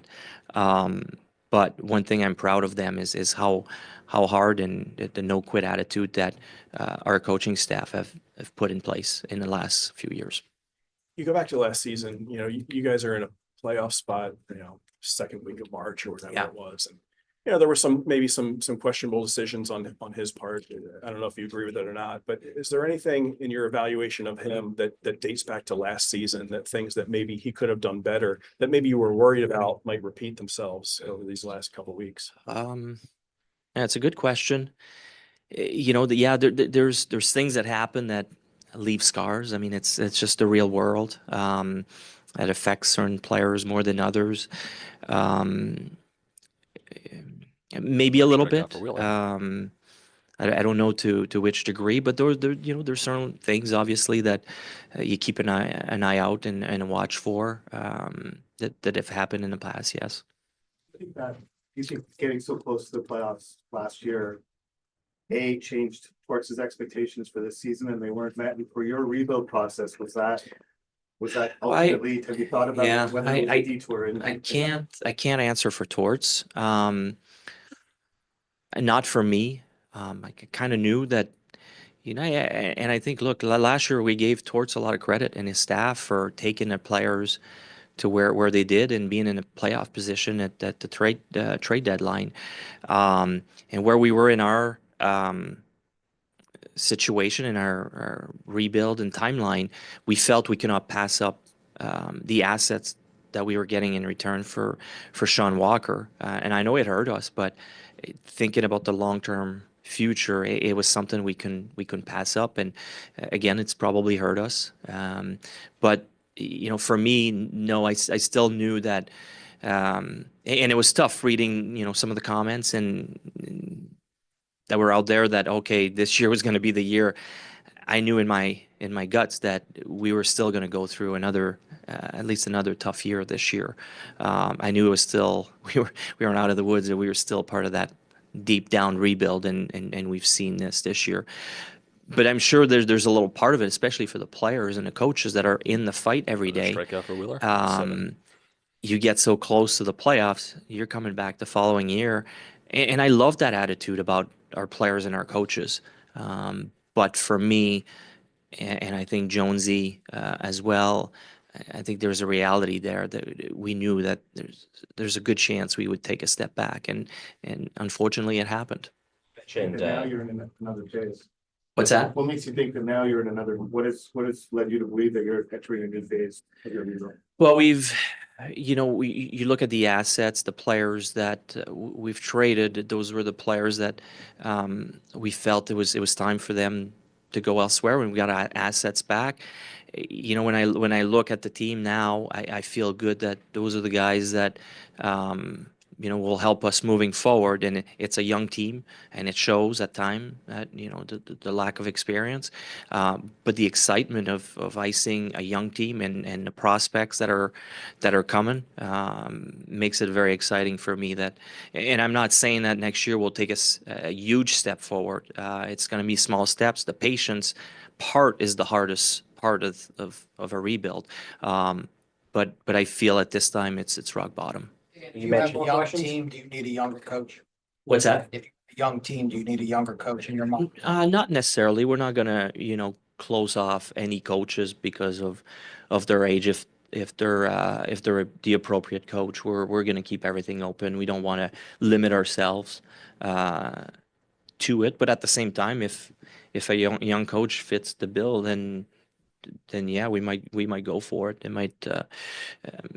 Again, it's probably a little too early for me to start diving into that. We haven't made a list of coaches yet, so we'll deal with that in times. Shortly. It's not going to take very long, but as of today, I don't have anything on that. And you mentioned a few minutes ago that this came together pretty quickly over the last couple of days. You also said earlier that, this wasn't just one thing, that it was over the course of a few weeks, starting kind of with the trade deadline. Yep. Was making a coaching change a serious consideration for you before these last couple of days, or is that new? No, it's pretty new. I think it really got serious in probably the last few days, I would say. You mentioned before the season, you were excited for Matvei Michkov to play under Yeah. John Tortorella. Yeah. How do you feel that went? I think it was a tremendous experience for Matvei to learn from a hard, passionate coach. He coached him hard, and I think he's done a fantastic job. Now, Matvei is one of the most competitive hockey player I've been around, so that fit well too. Not everybody is able to take the hard coaching that John Tortorella put on Matvei. I mean, I've been amazed by how he's responded to it. You've seen him get benched, you've seen him get scratched, and what does he do? He comes back and all he wants to do is stick it back to you or stick it back to Torts. It was really impressive. Every time he was challenged, his competitiveness just rose to the top, and he took over games. So I think it was great. long at I bat think right Torts here. did a He's just tremendous fouling all job over with Matvei. Do two more. John really kind of had a chair at the table in terms of evaluation and kind of being one of the faces of the rebuild. Like, did that make it a little more challenging to? Absolutely. We respected Torts a lot. He had a big say. We valued his opinion. Absolutely. And he's earned that. He's been around the game so long. He's been in so many dressing rooms. And when we talked about the culture, I mean, we trusted him, with the culture of the team. And in that regard, I think he's done a fantastic job. So yeah, his opinion was valued. That ball has hit the 9 right games field. left, It and is deep given and all the it is changes in the gone. roster, how imperative is it? Very for long the at bat veteran results in a leaders to home really run for lead by Ruiz. example, It's a to play the 1-0 right Nets way lead. for the final win? Yeah. It wasn't even a bad pitch either. One thing I can tell you there is, Torts has a big presence. It's not always easy for certain players to step up and take on a bigger leadership role in the locker room. So, without his presence in the room, I hope a few of those guys, step up and take a bigger role. I think it might make it a little easier, and not just the older guys too. I know there's guys along the way that have probably earned the rights to step up and be a little bit more vocal. So I hope we start seeing that now. Thank you, guys. Well, that's the end of Danny Briere's presser. Close that there. Turn that down so I can listen back to the audio again for the Phillies.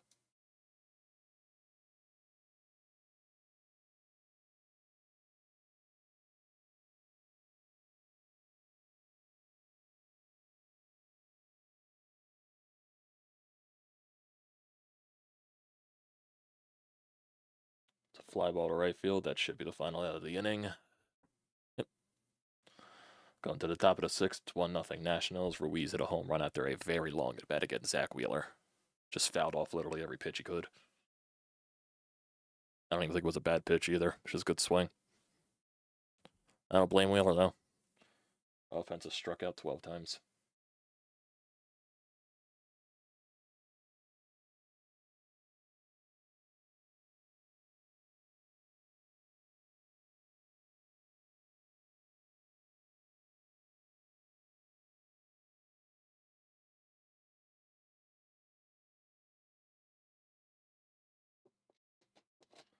Man.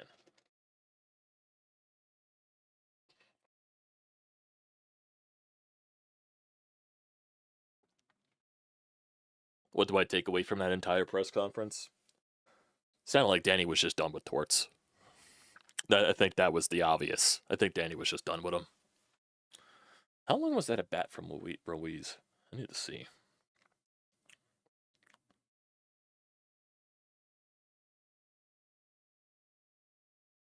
How long was that a fucking at bat?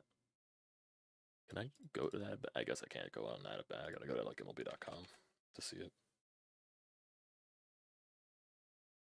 Or actually, can I do it on ESPN? I just want to see how long the at bat was. Play by play. Ruiz. It's a 12 pitch at bat. Jeez. It's a 12 pitch at bat.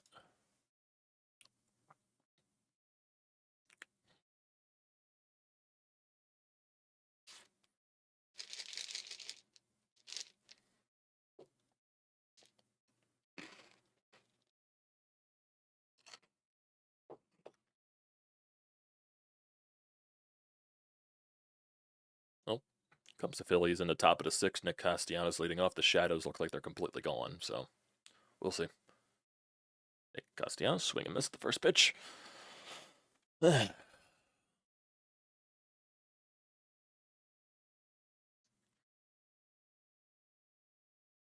pitch. It's ball 1.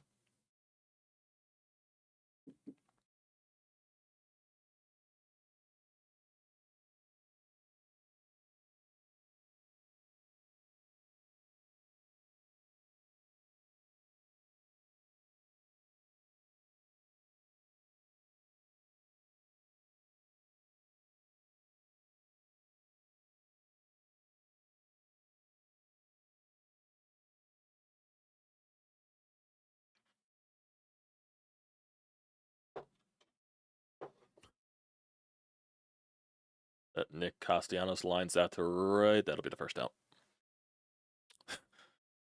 If people are questioning what just happened right there, my dad brought home so there's this new place that opened up near us or was being built for like the past few months. If anyone that lived in South Philly, it was like before, it's like Broad and it was like right between Broad and Packer and Broad and Bigler, where like the Citgo gas station is, the talk of the town place, like the cheesesteak place. Well, that place shut down a while ago because I guess they lost business with the pandemic and nothing's been there since. And they just opened up something there called Skinny Joey's. And it used to be one of the guys that was part of the Philadelphia mob. And so they opened up a cheesesteak place, and I guess it just opened today, and my dad just brought a cheesesteak to me. So I appreciate that. There's my dinner. I don't have to worry about ordering anything. So I guess this will also be a cheesesteak review during this game. So Bryson Stott's up at the bat. He's at a 2-1 count. Because nothing else is going on with this damn game. Already getting frustrated. 2-1 pitch to Stott. He's going to foul that off.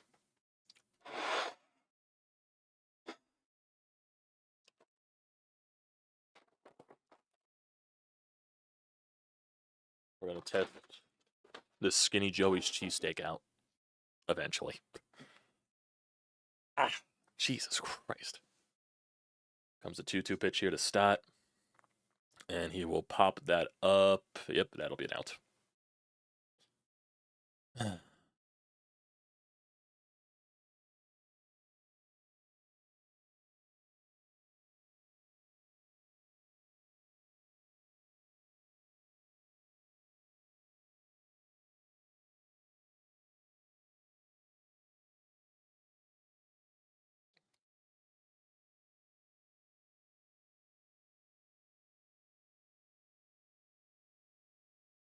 Brandon Marsh with 2 outs.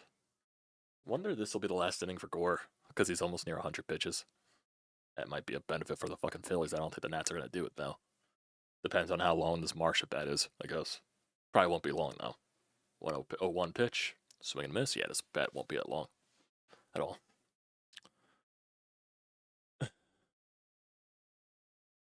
Yeah, Skinny Joey's.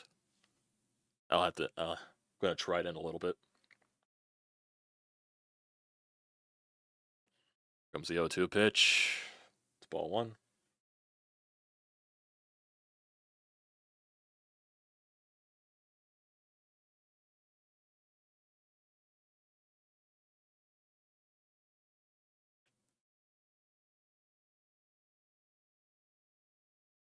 One-two pitch, and that is 13 fucking strikeouts.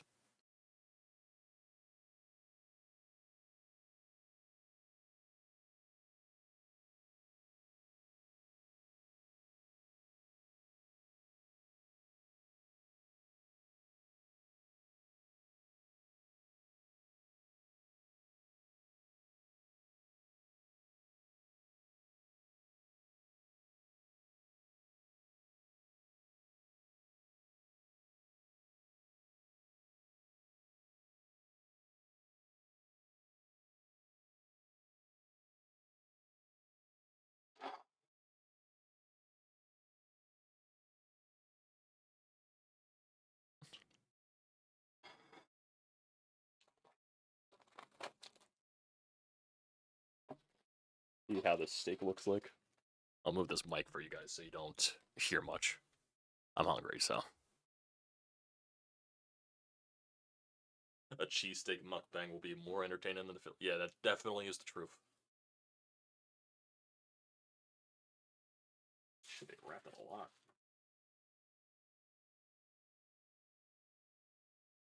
Looks solid. It looks solid. Most important part, it's a seeded roll. I love seeded rolls.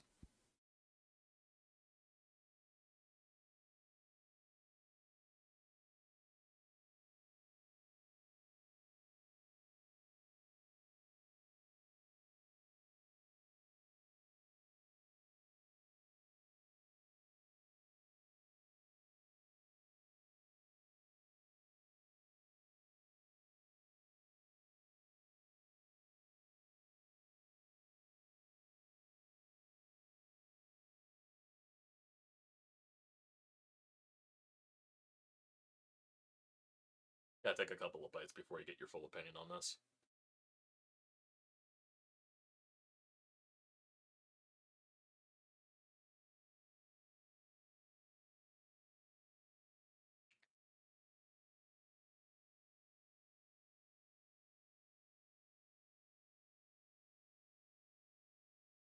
First glance, solid. It's a solid cheesesteak. I think could use a little more seasoning, but I think overall it's solid.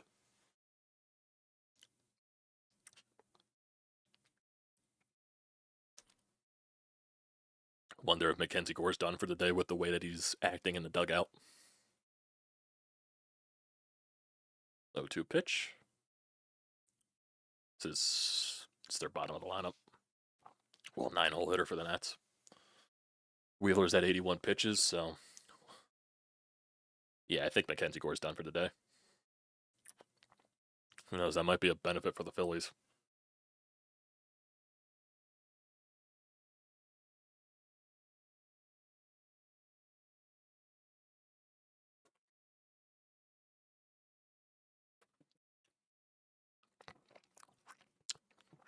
The 2 pitch here to Young. That'll be a ball.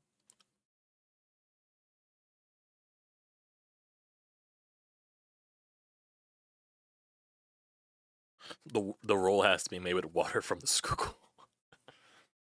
It's definitely a little greasy. That's a strike right there, ump. Come on.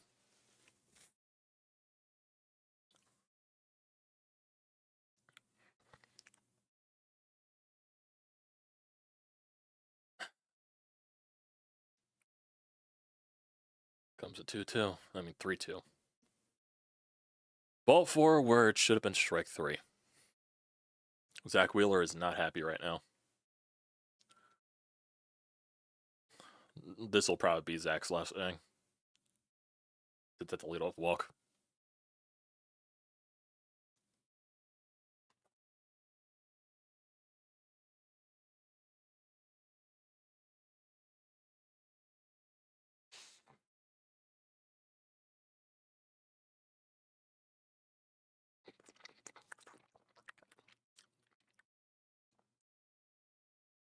Here's C.J. Abrams with a man on and no out.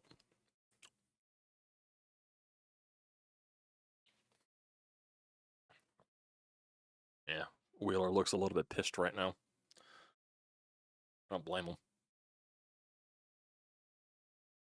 Yep, Philly's already got the bullpen warming up.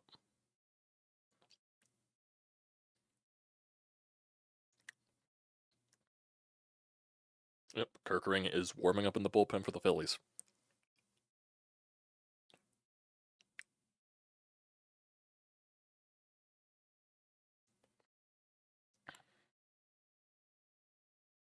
One pitch here to Abrams. Wheeler throws over. Nothing there.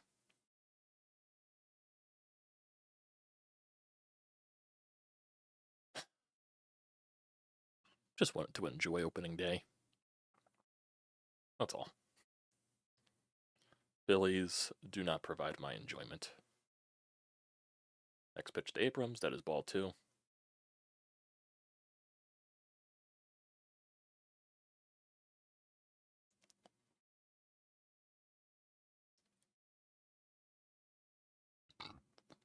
Excuse me.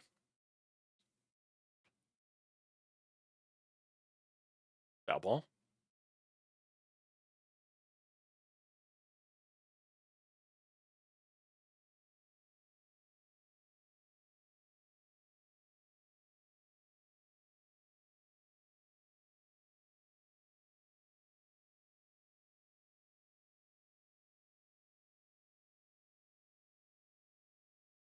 Two pitch to Abrams. Strike 3.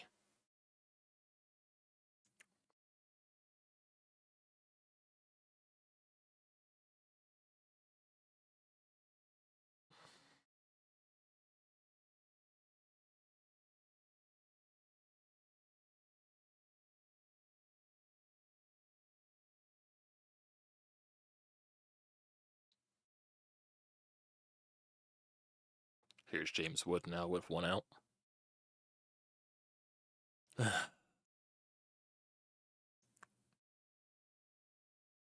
Wheeler's up at 90 pitches right now.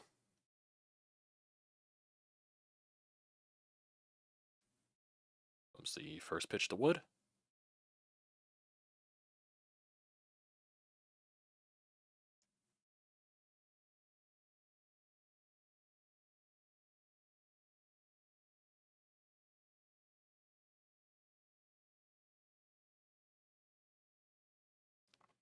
A 1 pitch. Inside. Ball 1.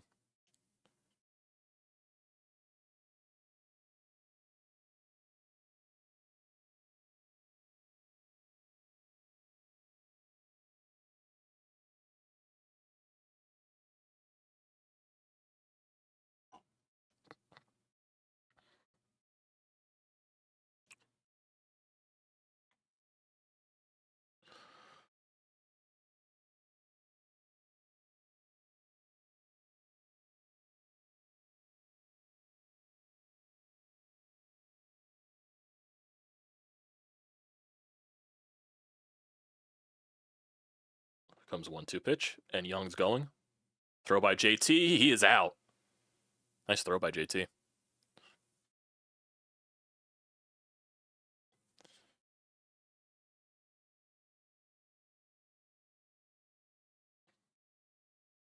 It's a good play by JT. So it's 2 outs now. Guess that was kind of a pitch out. Because Wheeler was looking at the guy the entire time. It's a good tag by Trey as well.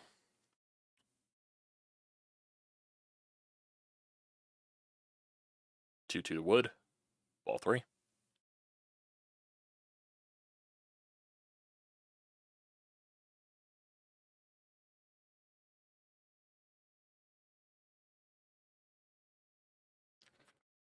Comes 3-2. Foul ball. Yeah, this is 100% Wheeler's last inning. I wonder if this is his last batter. I doubt it, but I'm sure Rob will give him the leash. Don't want his pitch count to get too dramatic on opening day. 3-2 pitch. It's going to be a chopper right to Zach Wheeler, and he will toss it to Bryce, and that'll be the inning. And that is most likely it for Zach Wheeler. Just 1-run ball. Only 2 hits allowed. A lot of strikeouts for Zach. Ain't his fault. Ain't his fault if they lose. This will be an undeserved loss if they do end up losing this game. But I'm assuming the Nationals are also going to the bullpen, so Bats better figure the fuck out for today.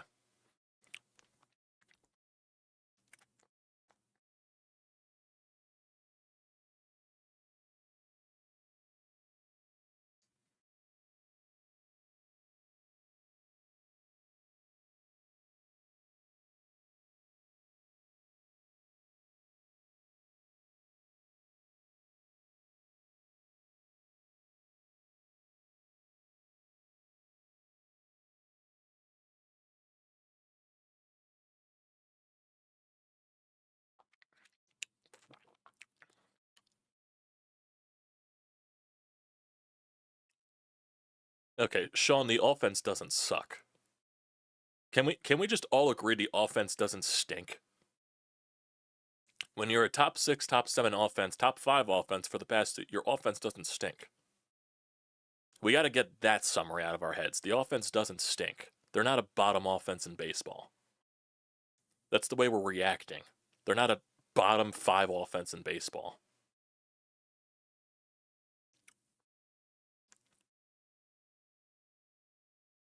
I understand there's this frustration coming out of everybody, but we also got to look at fact. The offense doesn't stink.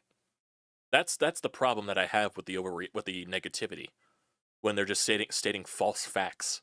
Offense doesn't stink. Yeah, I can't really put an argument out with 12 plus strikeouts against, but still the point stands. Offense does not stink.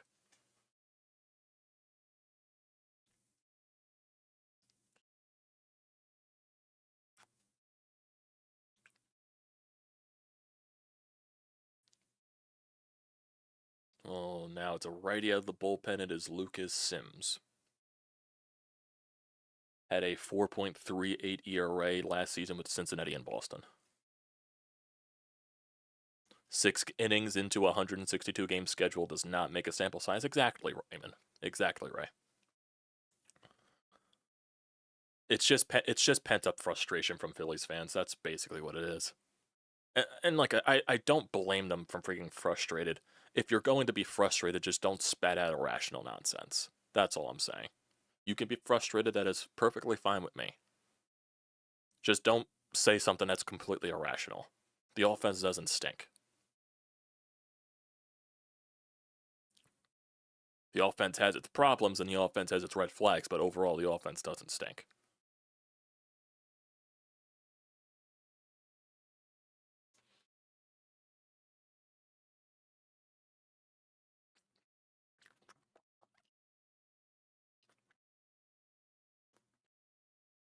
See with Trey Turner, he's in a 1-2 count right here. Ball 2. I hate these fucking earphones, I swear to God. They always fall out of my ear.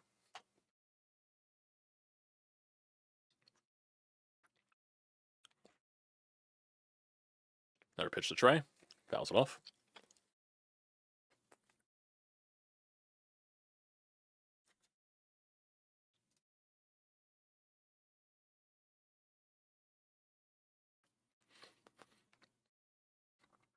Two.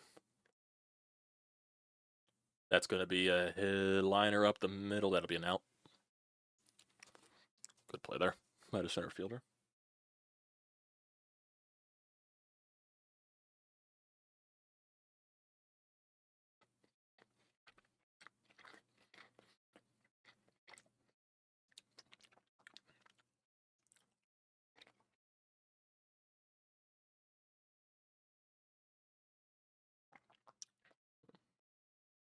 Comes the first pitch to Bryce.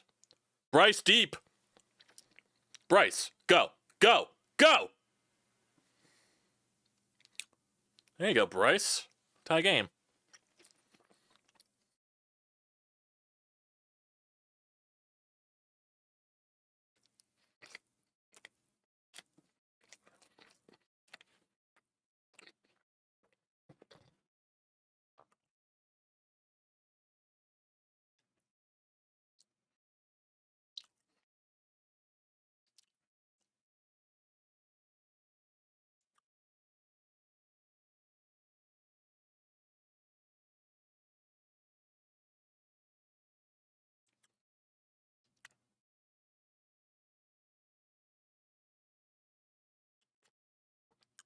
Here's Alec Bohm.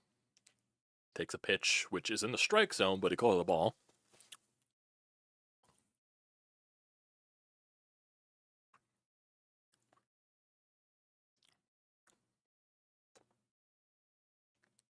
Nah, that's a strike.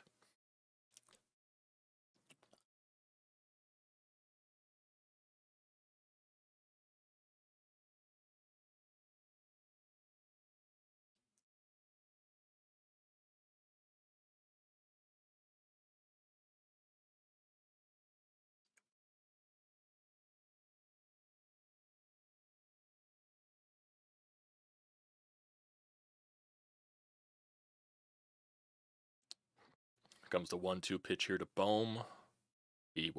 What? How is that not strike three? Huh? That's right down the middle. Excuse me.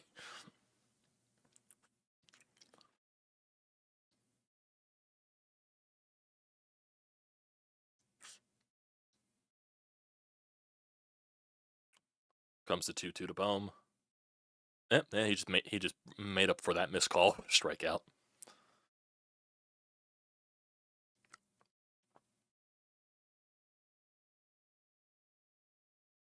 Yep, now they're going to change pitchers again for Kyle Schwarber.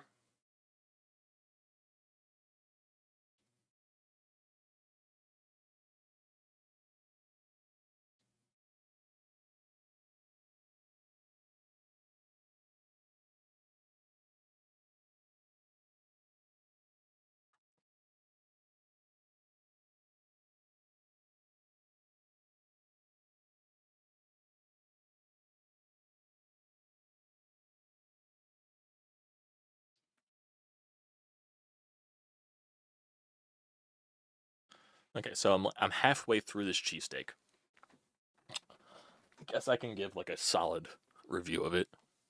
It's a good cheesesteak. I'll say it's a good one. Seeded roll is nice. It's a little greasy, but at the cheesesteak, they're going to be greasy. Cheese is good. I would say just a tiny bit more seasoning on the steak. I think it just like, even if it's like the simplest of seasonings like salt and pepper, I think just a little bit more of that, it'd be good. It'd be good. Even though it is good. It'd be better, I say. But for first impressions, it's good.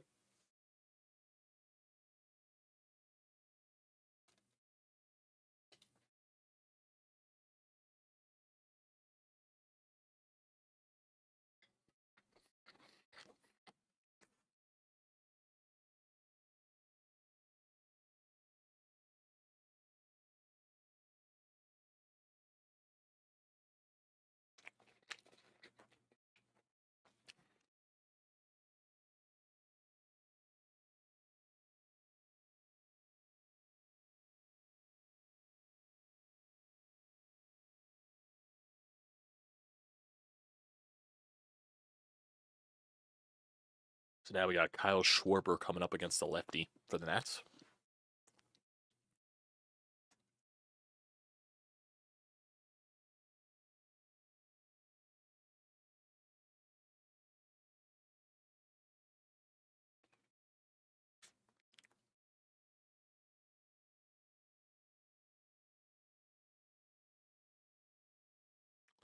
Did my dad say how much it cost? Let's see. I have the receipt right here. Up, Kyle to deep right. Kyle, go, go, go, go. Yeah!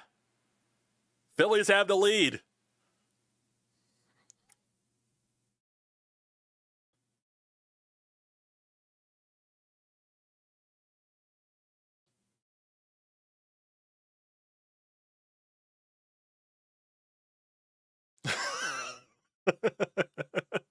Someone just said 14 strikeouts and 2 nukes. We are so back.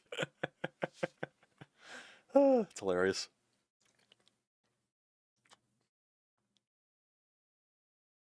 First pitch to Kyle, too. That ball just carried. Here's JT. That ball.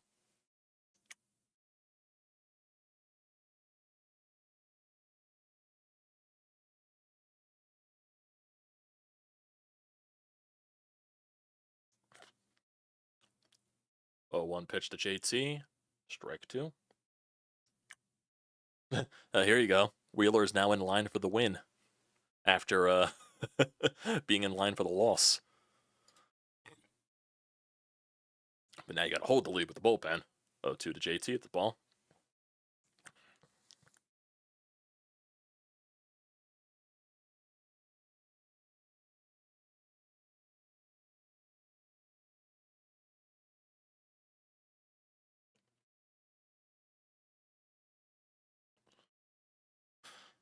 So much for that pitching pain.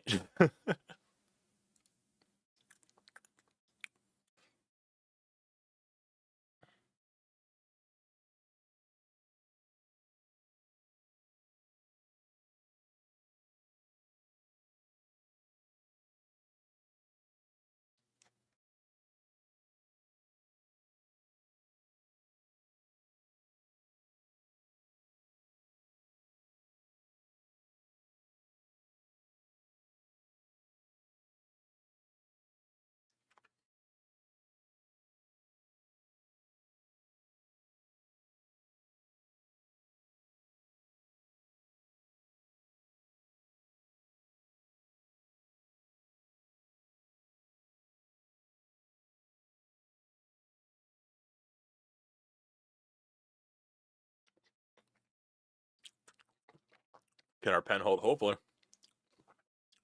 I would assume that the next 3 guys out of the bullpen, it's going to be Kerkering. Then I would assume Alvarado and Romano, and then you just interchange Romano or Alvarado. Just see where it goes.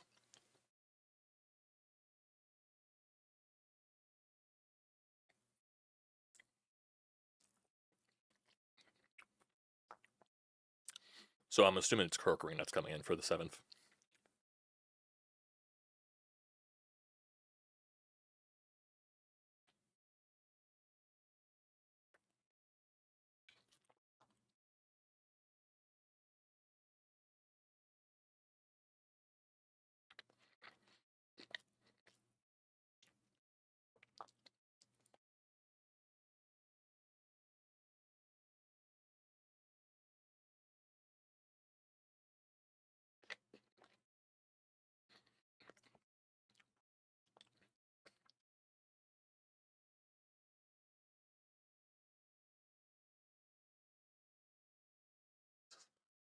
Oh, here we go.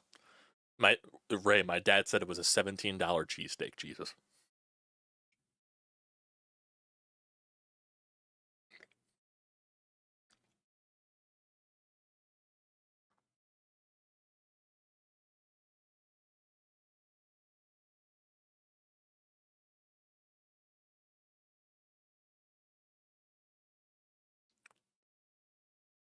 I'm a cheesesteak guy. No cheesesteak is worth $17. Personally, no cheesesteak is worth $17. Freaking prices for ordering out are just ridiculous. Freaking pizza price, like seriously. You order one large pizza, it costs you $20+. It shouldn't be like that. It's crazy. Skipping class for this, the one Phillies fan has said.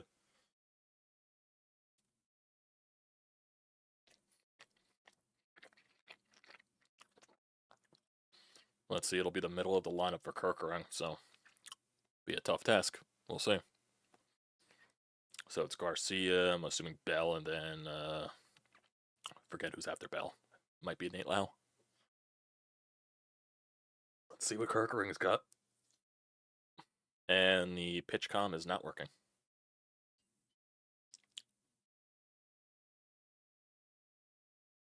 Pitch comm is not working for Kerkering.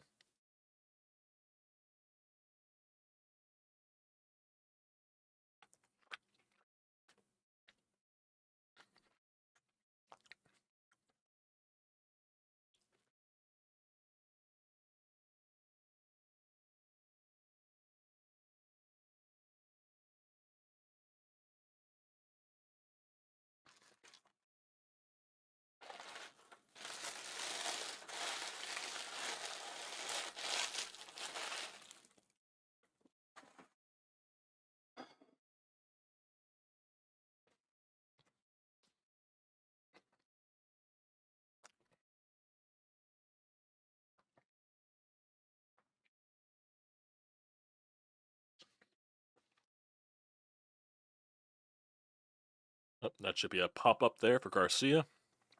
Don't lose it, don't lose it, don't lose it. Stop! What the fuck is going on? The fuck was that? Did Stott just not see it the entire way? Stott, if you're having, put your sunglasses on. The fuck was that? And oh my god. That should be an error. Yeah, Stott didn't see it.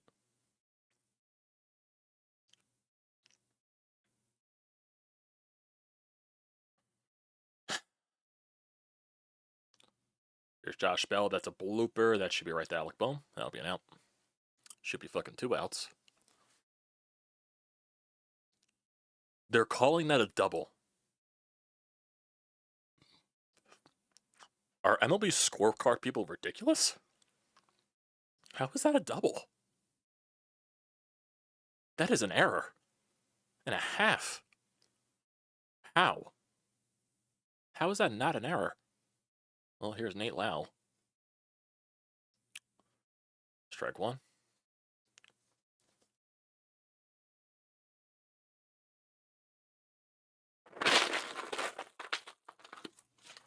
Sorry about that crumbling. 0-2 to Nate Lowe. He felt that pitch off. Okay, now they gave it an error.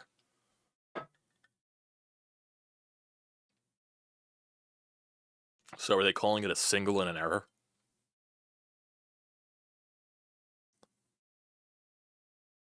Looked like it should have been the center fielder's ball. I mean, yeah, but if Stott's calling it off, you got to make the catch. Nate Lau hits that to shallow left. Bohm is... And oh my god, no one... Call it off! Like, what are we doing? What are we doing here? 2 balls that are not hit hard in the shallow fucking infield. No one's calling them off. This is fucking so stupid.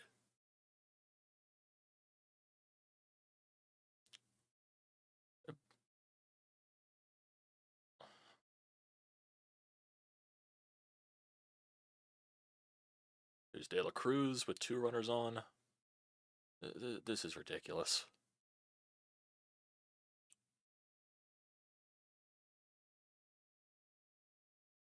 Come on, Kerkering, please just pick up your defense, man. It's a foul ball.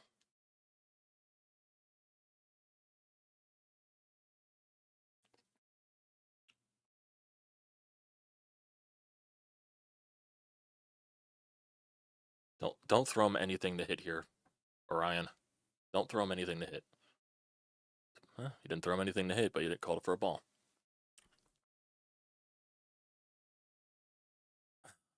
Like, Like, they do one things to make it think positively, and then they run back at you and go with a negative. Strike 3 right there for Kirkering. Good shit. 2 outs.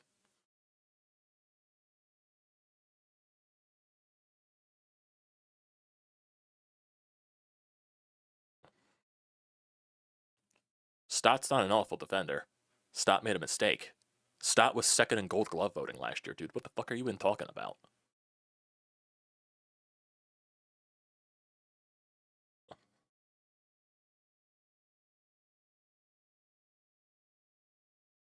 I hate to be antagonizing there, but Stott literally finished second in Gold Glove voting for second baseman last year. I don't know what you're talking about. Ooh, got a break there.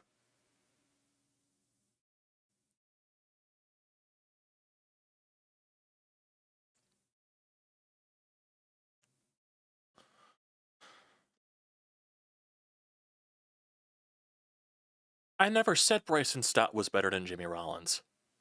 When did I say Bryson Stott was better than Jimmy Rollins? Joe, what the fuck are you talking about? I never said Stott was better than J-Roll. I was born in 98. I know J-Roll. Okay, that should be out of the inning. Good shit on Kirkering. Good shit. Joe, hey, what are you talking about? I just said Stott is not a bad defender. He was second in Gold Glove voting last year. I never said he was better than Jimmy Rollins. Not even once. Not a new Phillies fan. I was born in fucking 98. Okay, cool. Okay. I'm sorry for being antagonizing. I've just that inning pissed me off. I'm sorry.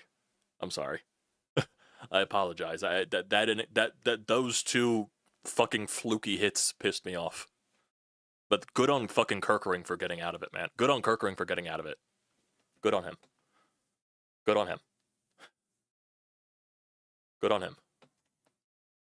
Jesus. I apologize for that. That inning just fucking pissed me off.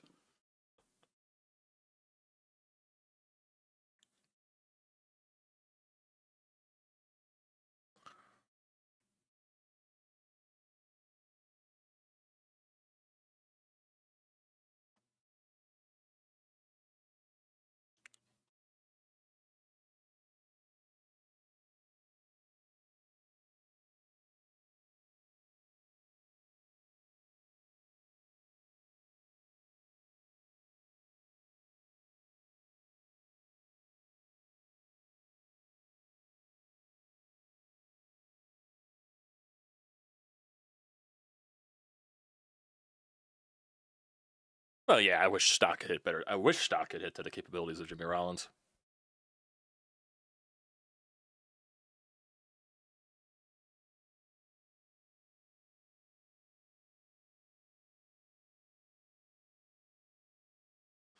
I wish Stott was.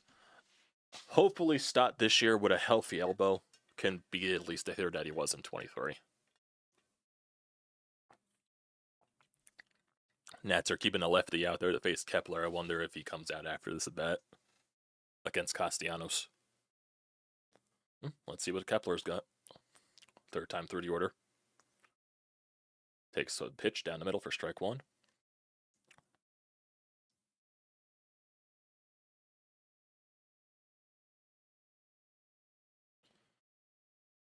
A 1 pitch. Swing and a miss for strike 2 at a sinker. Had some heat on it.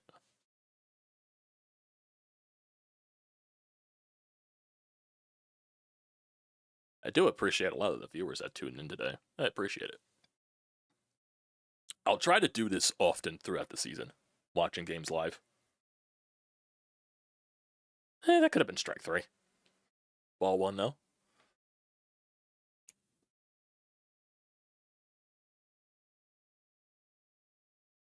Here comes the 1-2 pitch. That is ball 2.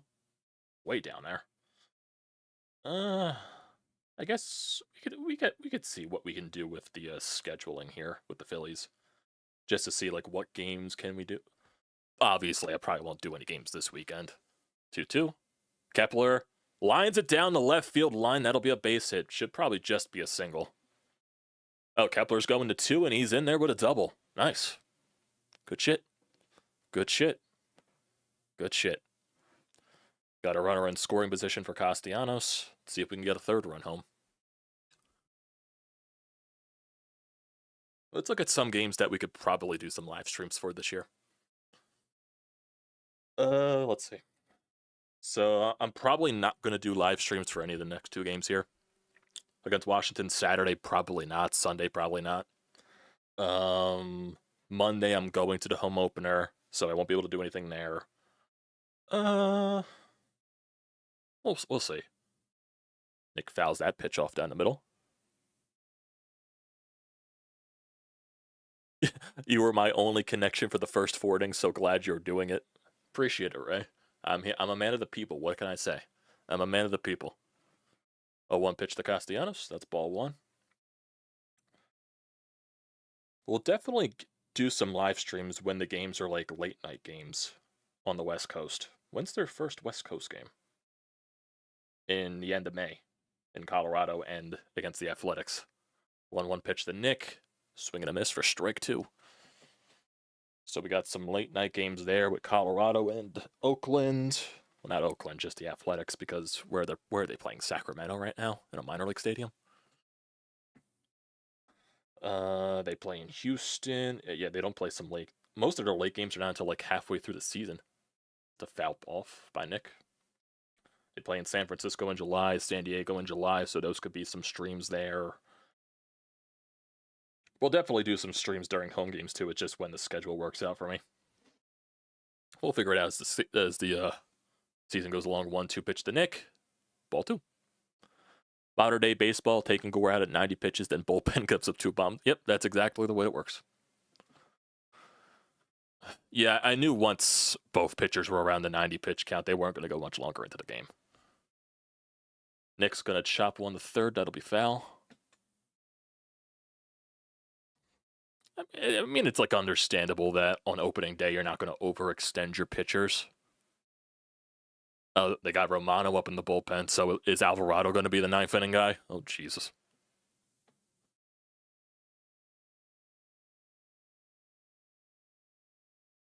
Two pitch to Nick. He's got to foul that off again. So they're saying on the broadcast that they're using guys based off matchups for today. So I guess that was Kerkering for matchup based. I guess Romano will be matchup based, and same thing with Alvarado. But Romano's up in the bullpen right now, so I guess they like the matchups for Romano better in the 8th than the 9th. 2-2 pitch to Nick. He's going to line that in the left field. That'll be a base hit. Nope, Kepler is not going to go home. Good decision there. So it's first and second now for Bryson Stott. And first and third for Bryson Stott, not first and second. Hey, get some more runs here, baby. Get some more runs.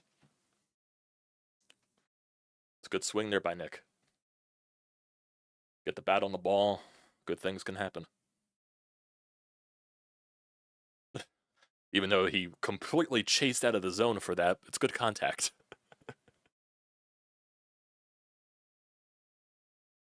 I gotta stand up soon. I have been sitting for like basically 2 hours at this point. If people that are just tuning in here, I got surgery last week on my tailbone. I got a cystectomy. So I can only sit for like 1 to 2 hours at a time. So I probably gotta stand in a little bit here. So it looks like they're doing a mound visit. So I will stand up for a little bit. Put these up for you guys. So I gotta stand up a little bit here. I apologize for that. It's all for surgery recovery. Even though we're basically like almost 2 weeks past me getting the surgery. Stitches are basically almost dissolved. It's healing pretty well. Still gotta do doctor's orders until I'm told not to. So you're gonna be seeing my torso for a little bit here. I can't raise the camera any further with the way it's angled. Bryson Stott taking the first pitch for a strike. Can I get this up even higher? I can get it up even higher. There we go. There we go. 0-1 pitch to Stott. Swing and a miss at strike 2. Come on, guys. Don't waste these opportunities here.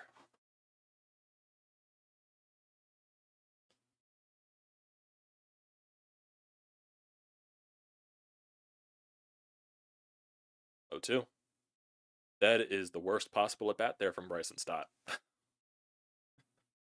Well, Philly Joe, he didn't improve there. He just threw 3 pitches in the strike zone. Stott just, you gotta find a way to put the ball in play there, man.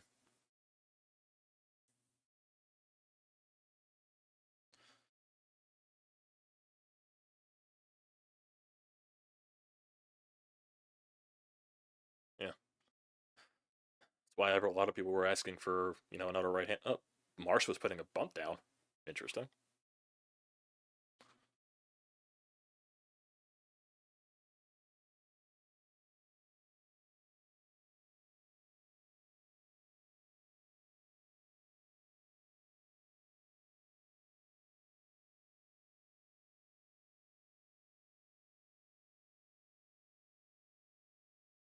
No pitch. Marsh bunt, trying to bunt again. That's ball 2.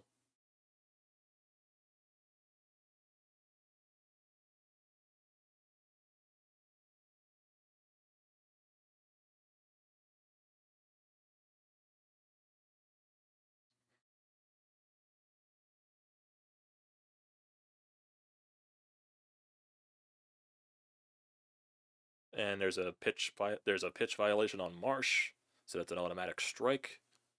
Guess he wasn't set up in the box in time.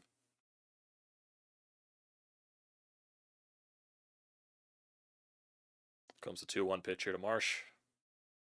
Takes that right down the middle for strike 2. Oh my God, these two are going to strike out in the worst possible ways here. Can already tell. Just that at bat by Stott just can't happen. Going down on 3 pitches. He's got to battle it off. 2-2 pitch here. Strike 3. You cannot go down. You can't go down looking. You got to fight off pitches, man. You can't have those types of at bats. You got to fight that pitch off. I know it's on the outside part of the plate. You got to fight it off. You got to fight those pitches off. Well, here comes Trey Turner to hopefully save the inning.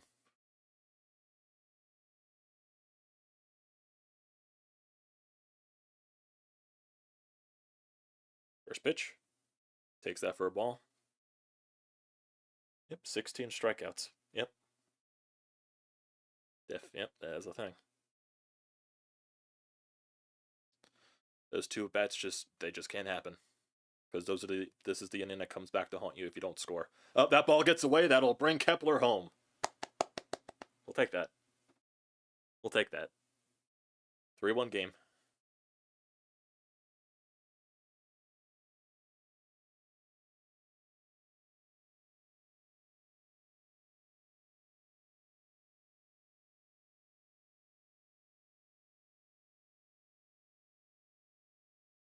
We'll take a wild pitch to score a run every day. No, that ball did not hit Trey. It hit the ground first. That's another ball 3. Are they just going to put Trey on at this point and face Bryce? I doubt it, but...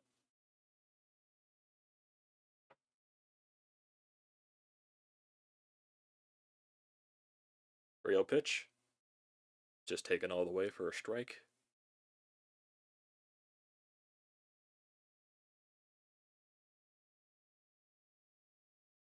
Comes a 3-1. That's ball 4. Trey works a walk. That'll bring Bryce up with 2 outs.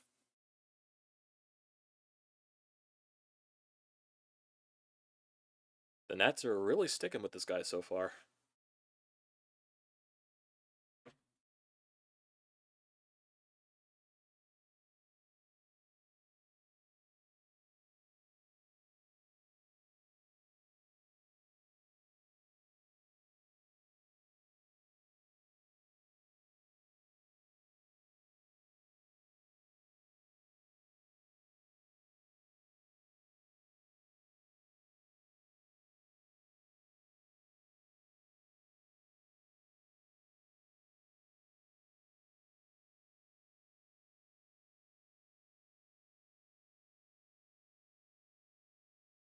Let's go, Bryce. Let's see if you can drive a run in here. First pitch. Takes it down the middle for a strike, a sinker at 98 miles an hour.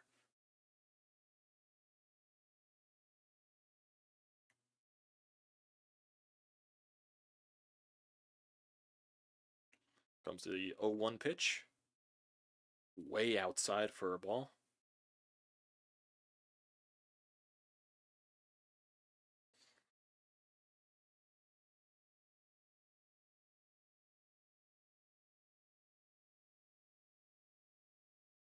A lot of room in left field, Bryce. You gotta use the left side of the field.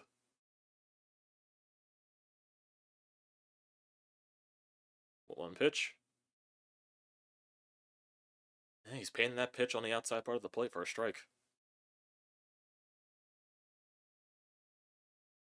He is throwing some heat. Come on, Bryce, you gotta fight it off. You can't go down looking like Stott and Marsh did.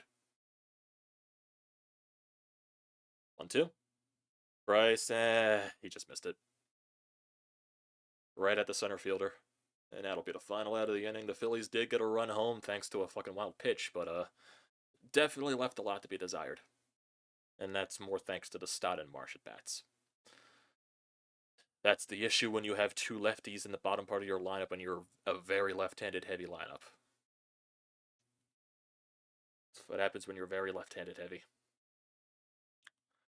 I'm surprised that even though this wouldn't have made a difference, I'm surprised that Rob didn't pinch hit Marsh for like Rojas or something like that. Even though the Nats probably would have went to the bullpen at that point. But I'm really surprised they didn't like try Rojas or something like that. Even if it was just bringing in Rojas to bunt. I was shocked about.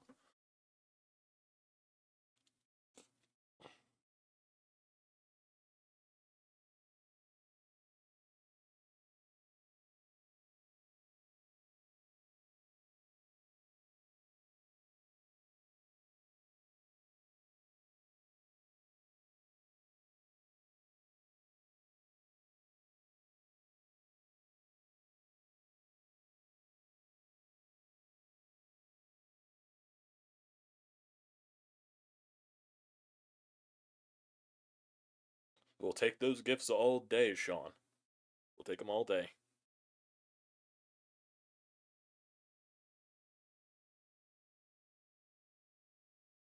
Well, I think from the bullpen wise, I think it's Romano coming out. So Romano's pitching the 8th. Then I'm assuming it will be Alvarado for the 9th.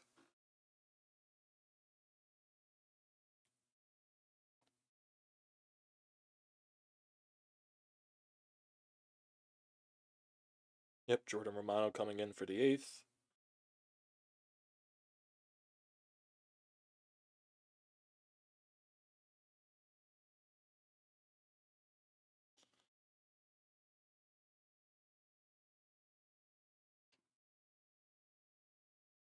Like, that was the only reason why the Nationals kept that pitcher in the game for so long, because just all the lefties back-to-back with Stott and Marsh. Oh, here's Jordan Romano making his Phillies debut.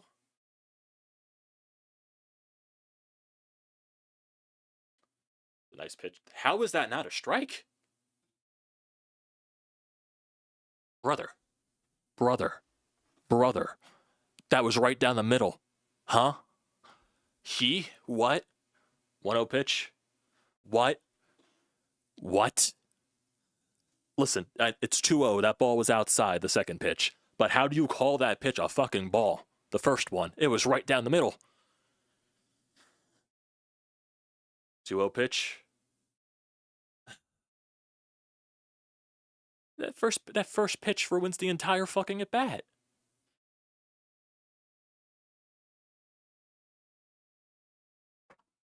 Fucking Christ. Next pitch, and that is ball 4. 4-pitch walk. Not a good start. Oh, joy. Not scoring enough runs. Those are the things that come back to haunt you. Romano, come on, man. Find your control. No, it's because it's 8-9-1 for Romano. Next pitch. Romano technically has not thrown a strike yet.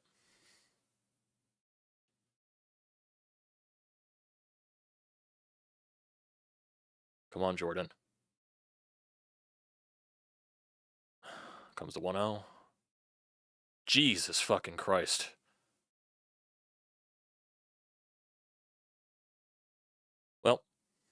was fun while it lasted.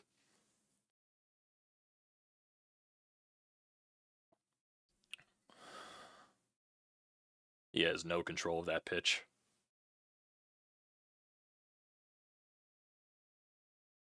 How do you dominate in spring training then struggle on opening day?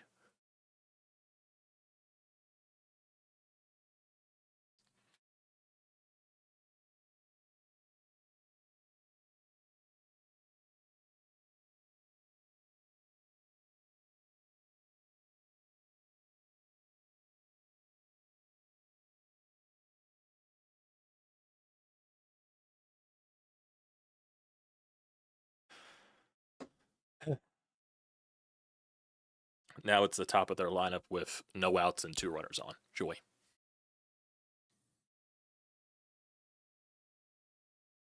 Yeah, you gotta make pitches. There's a strike. There you go, Jordan. So is his slider like his primary pitch? Because he's been throwing his slider a lot. I'm assuming that's the primary. He also has a funky delivery too. 0-1. Ball 2, ball 1. Joy. He just cannot find consistency there.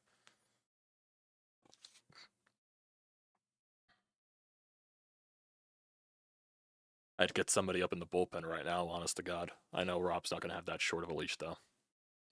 1-1, runners go.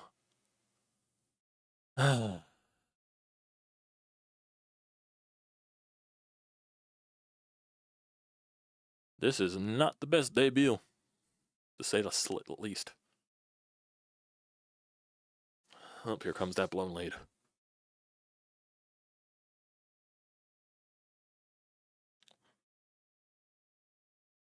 Timeout.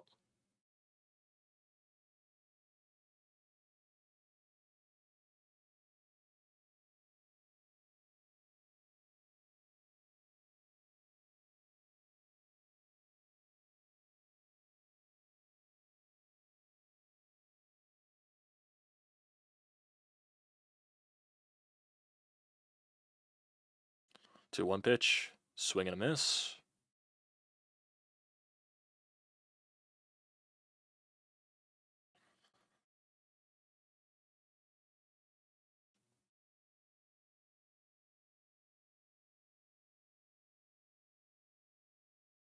Two.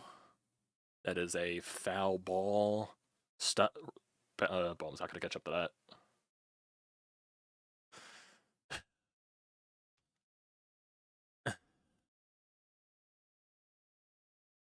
And then here's the thing. If Alvarado gets up now and he comes in, do you force him to pitch 2 innings? I don't think Rob's going to do that. Because I guess at this point, these 3 are supposed to be your back-end guys. And and Strom's not ready yet because of the fingernail issue. 2-2 pitch. That's a dropper right to Bryce, but that'll be a run, so it'll be 3-2. 3-2 game now. Ground out, RBI.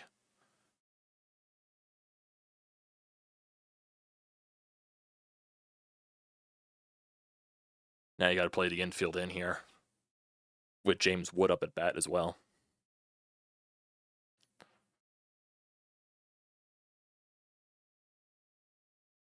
Infield's playing in.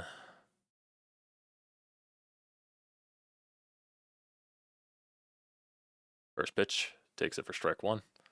Why does a guy go to opening day in a Santa outfit? I have no idea, Ray. I have no idea.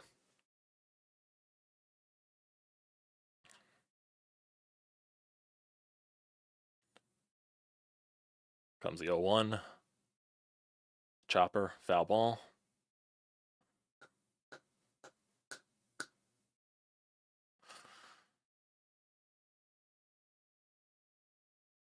Don't throw him a strike here. Do not throw him a strike. Get him to chase. You have so much 0-2 pitch. Ball. Okay. I'll take that.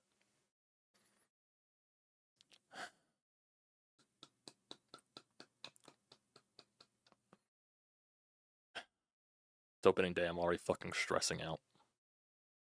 It's never easy with this team, isn't it? 1-2 pitch to Woods. Ball 2.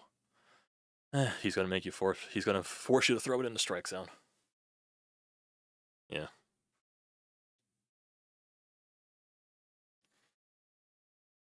Right now, Romano's not fooling anybody.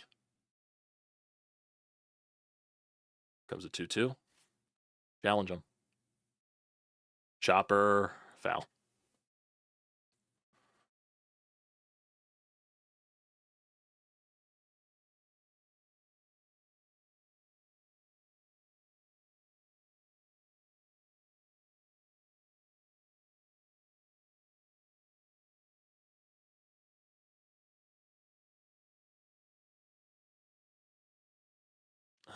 Comes a 2-2 again. Ball 3. Kruk thought that was a strike out of the hand, I guess. Yeah, you got to get somebody up in the bullpen. Sounds like it. I think they just said Alvarado's warming up now. We're stretching. 3-2. Strike 3. Beautiful pitch. Finally, the fucking ump called the right strike. Oh, we got 2 outs now with a Garcia coming up. Hopefully that eases them in, but still got 1 more out to get here. Can't take it lightly. And it's a good pitch. Right on the corner. Good pitch.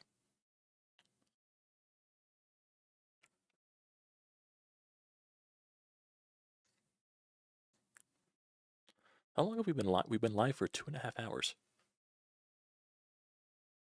Well, granted, I went live at like quarter of, so you take away 15 minutes. This game has been like almost 2.5 hours. Well, here's Garcia, 2 outs and a runner on. Outside, strike. Ump gave him a break there. Now Alvarado is warming up. See if Romano can get out of this with the limited damage.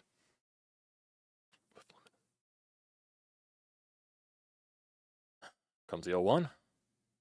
Swing. Did he check? He went. Strike 2.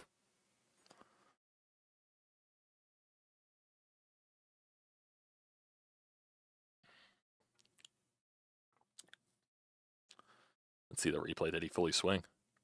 Oh, that was close. That was close. That was close. Come on, Jordan. Get out of it. He has a really funky delivery. It's ball. It's good block by JT, though, as well.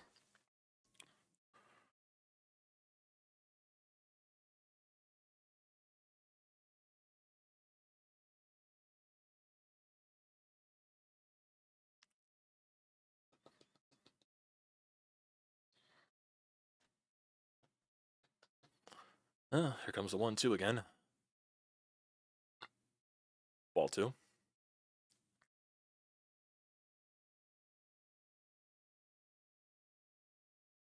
Come on, Jordan. Kyle Finnegan's in the bullpen for the Nationals.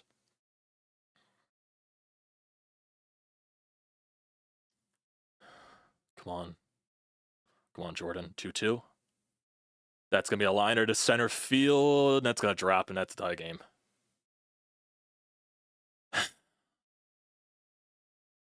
Just got it off the end of the bat. Didn't carry at all to Marsh. Tie game.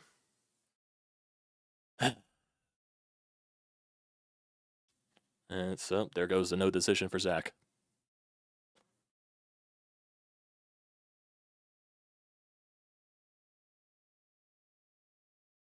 It wasn't even a bad pitch. It looked like it just he got wood on it. It's kind of like Castellanos' hit from the other inning.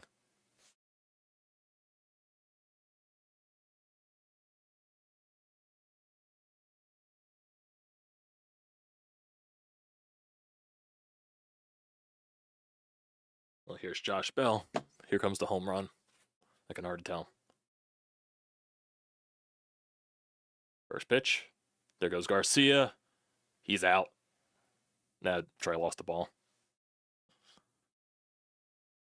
How's it going, Charles?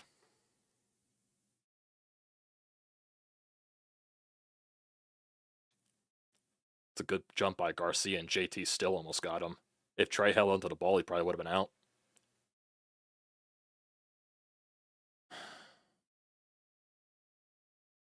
Stop worrying about the runner. Just focus on Bell.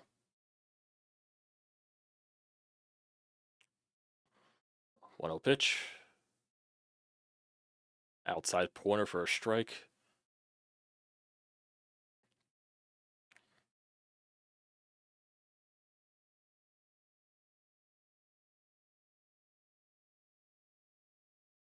One. Strike 2. Geez, 97.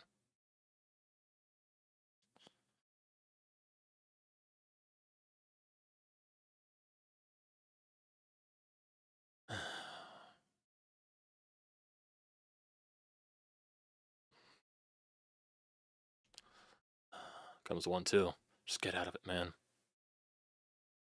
Liner down the left field line. That'll go foul.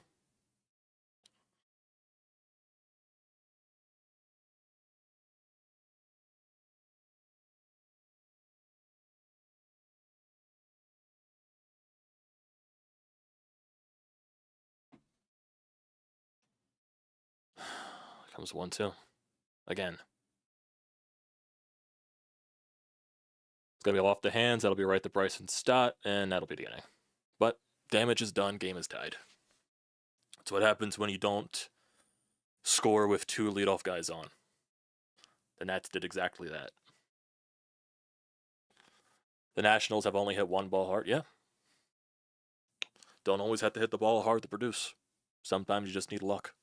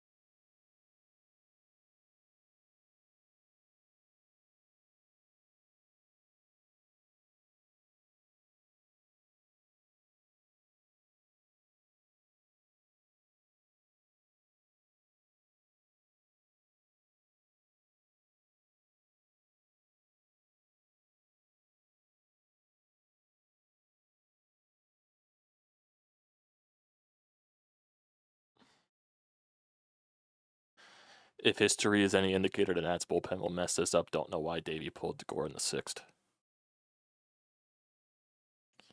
Not sure why. I think it's just because it's opening day. You don't want your pitcher throwing over 100 pitches, I guess. I guess that's the factor.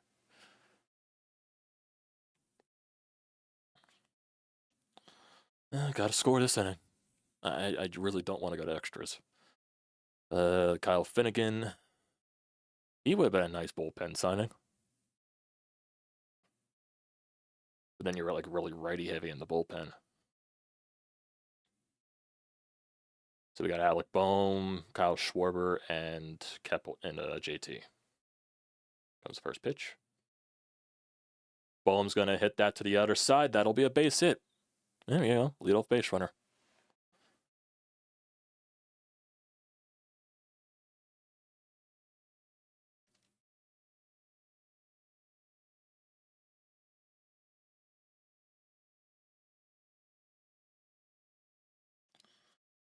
Come on, Kyle. Can you provide us some magic again? Schwarber is 2 for free. First pitch. Takes that for a strike.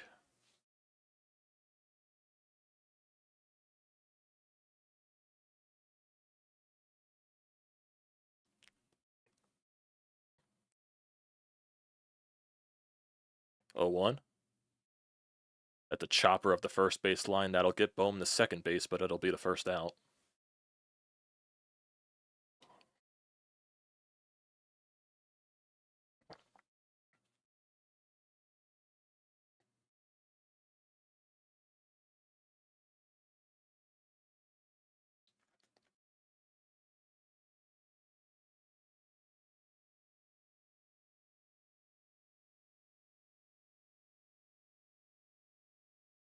Come on, JT.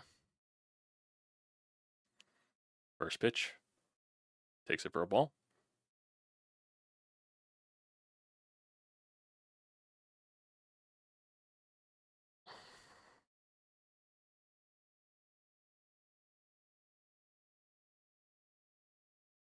Uh, 1-0 pitch to JT. Chop that foul.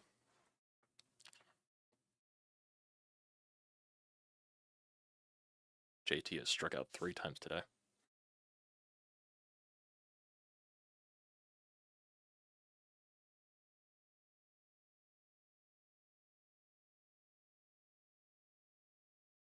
One. Fouls that pitch off.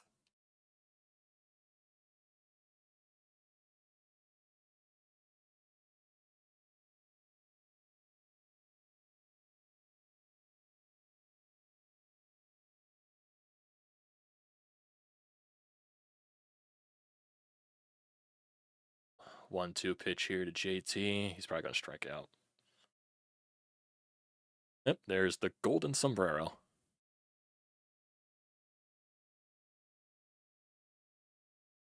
Chili.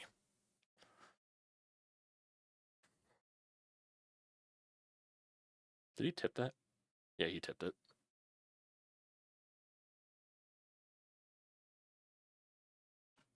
Come on, Kepler. Please. Please, Kepler. Ball.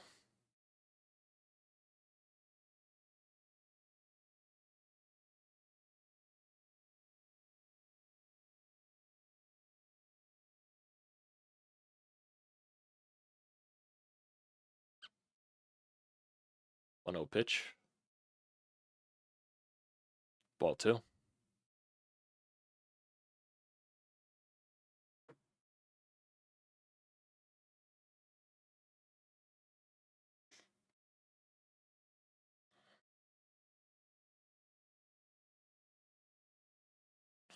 Two-0 pitch to Kep.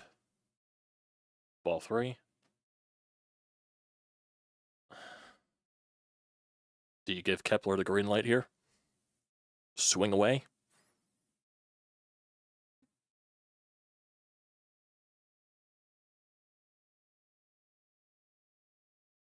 Three 0. No, ball 4. Walks him on 4 pitches. Probably won it no piece of Kepler. So now that brings up Castellanos with 2 outs and 2 runners on.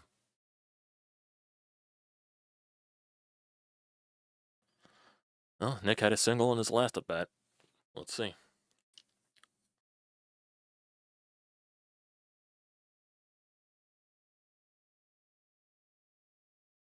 Come on, Nick. First pitch here to Nick. Takes that for a ball.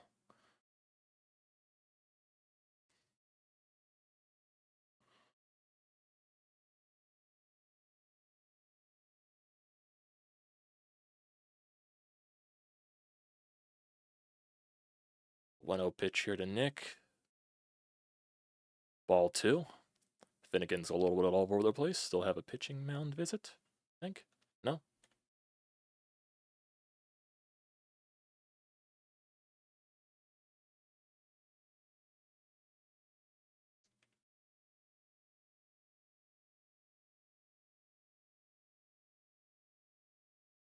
Two-0 pitch here to Nick. Ball 3. At this point, you just don't swing. He hasn't thrown a strike so far in the last 2 batters.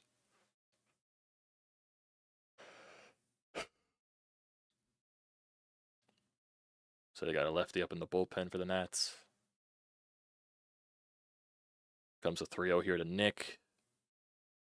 He was taken all the way. Strike 1.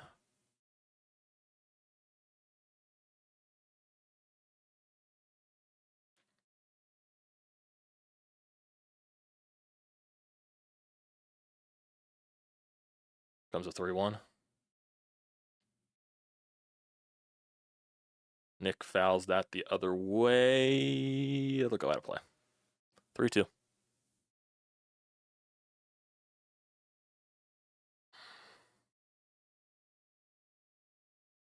Nick Castellanos last year with 2 outs and runners in scoring position. He batted .260 with 31 RBIs and 3 home runs and 5 doubles. Be the 17th pitch here for Finnegan. 3-2 pitch. He's going to strike out. Nope, way upstairs for ball 4. That'll load the bases up for 2 outs with Bryson Stott. Will he fuck up like he did the last inning? I don't know, but they're probably going to bring in the lefty.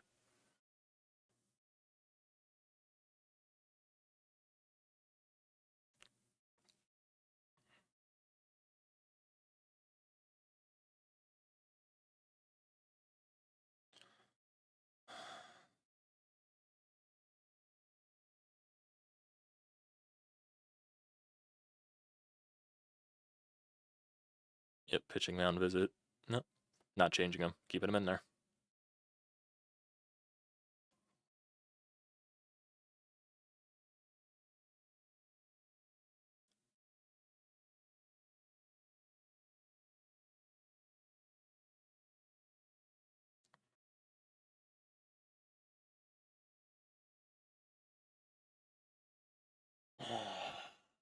Comes the first pitch.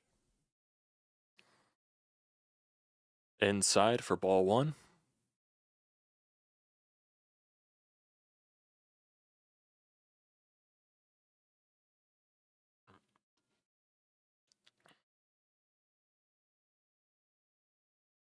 Comes the 1-0. He's been calling out a strike all day, so I'll give it to him. It's like he hasn't really been calling the inside pitches, but he's been calling that outside part of the strike zone. It's kind of like a more of a pushed over strike zone, if you know what I mean. 1-1 pitch. Strike 2. Stott just for some reason is not catching up to that high fastball. Got to shorten up the bat, Stott. Got to find a way to make contact.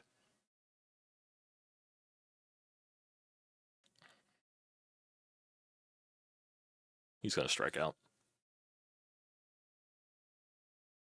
He is going to strike out. He's not even in his 2-strike stroke. Oh, that hit him? Please, please. Saying it hit him? No. Nope. Stott, just take the fucking ball for the team, man. Take one for the team.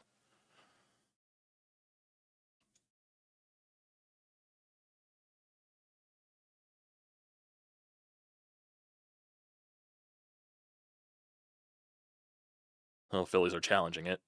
See if it hit him. Did that hit him? Did that hit him? Did that hit him? Did that hit him? Did that hit him? That hit him. That hit his wrist. That grazed his wrist. That hit him. That hit him.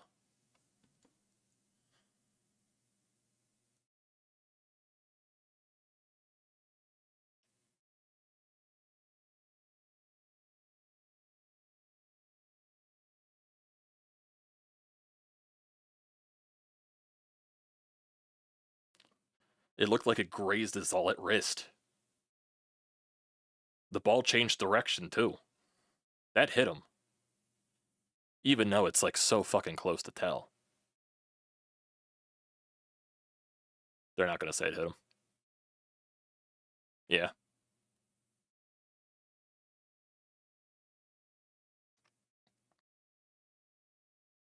Well, here comes the strikeout.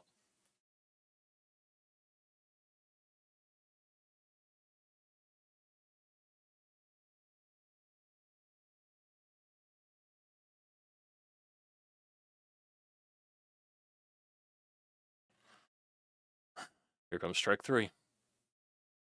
Oh my god. 3-2. Jesus fucking Christ. Come on, Stotty.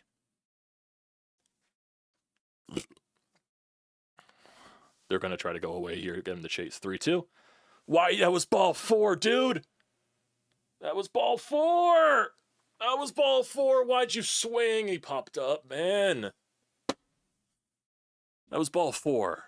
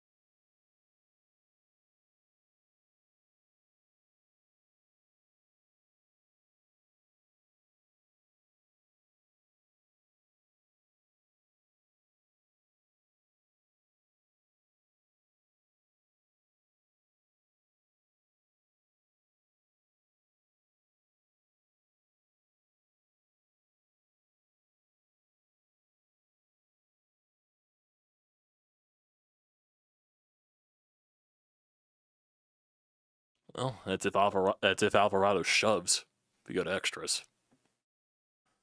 Because if Alvarado gets out of the Yang, but at the top of the 10th, you get the ghost runner, obviously. That'll be Marsh leading off, and it'll be Stott on second. But not guaranteeing any fucking thing here. But of course, we gotta stress out on opening day. It isn't Phillies baseball without stressing.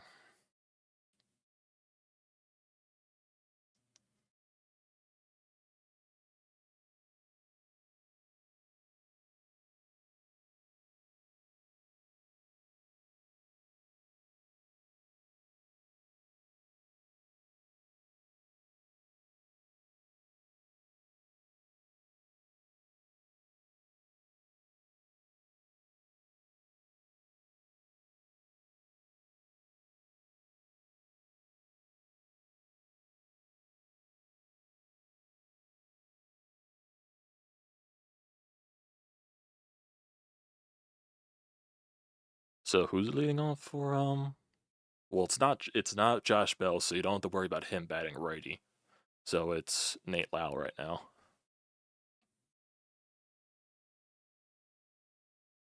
First pitch is a ball from Alvarado.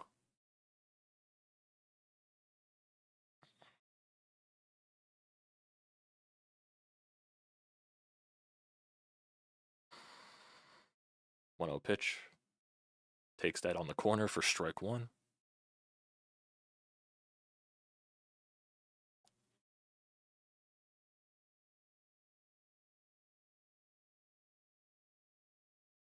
One one.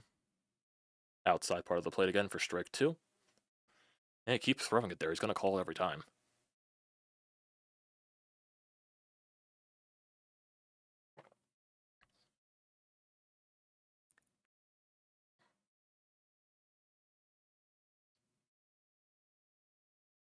One two pitch. Oof, that is way out there for a ball. Let that cutter get away from him.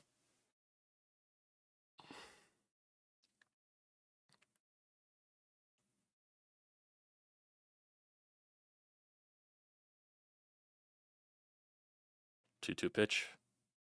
Strike three. 101 on the sinker. Alvarado was touching 100 a lot in spring training, so. Now Paul DeYoung's coming up.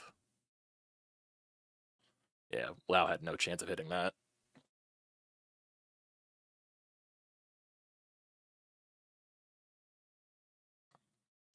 Here's Paul DeYoung now. First pitch. Inside for ball one. Yeah, like he favors the outside part of the strike zone, the batters, regardless if you're left or right. 1-0 pitch. DeYoung will foul that off. It's a 1-1 count. Sounded like he broke his bat. Yep. Getting a new one.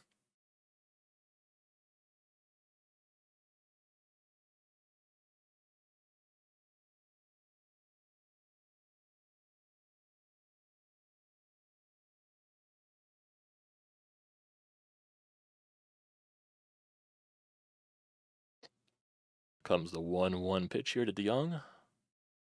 Upstairs on the cutter for ball two.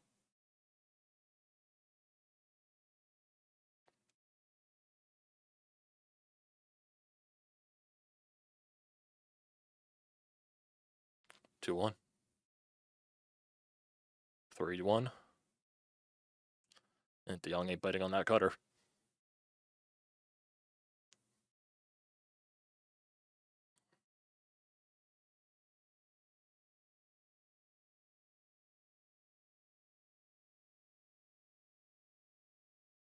Comes a 3-1 pitch. Swing and a miss at 101 again. Jeez. A 3-2 count now.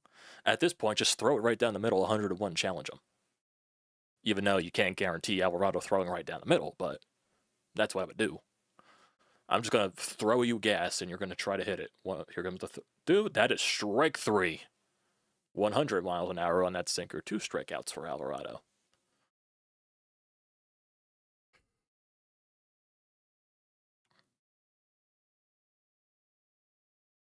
That's a beautiful pitch. And he actually got the call on the inside part of the plate, too. I was shocked. What, now it's Ruiz up? Yep, Ruiz. First pitch. He's going to hit that foul. Out of play.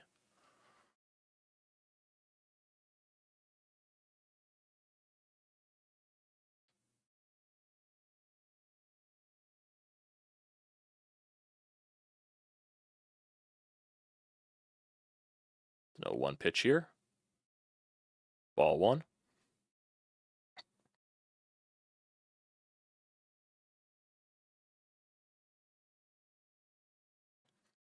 Well, they're going to extra innings now because I'm watching YouTube TV and YouTube TV is very delayed. So I'm assuming this next pitch he gets out of it. Yep. Jet grounder right to Trey Turner. He'll make the play at first, and we are going to extra innings. I'll be right back, guys. I gotta pee.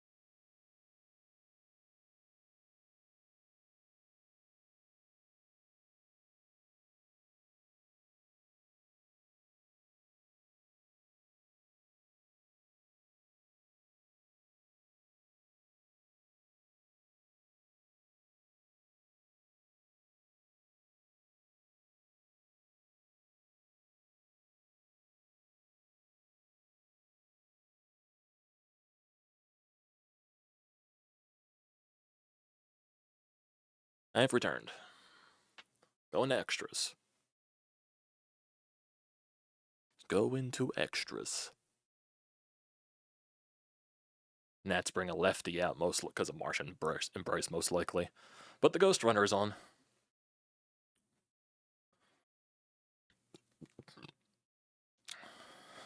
Colin Poche. Played with Tampa last year. He had a 3.86 ERA in 43 games.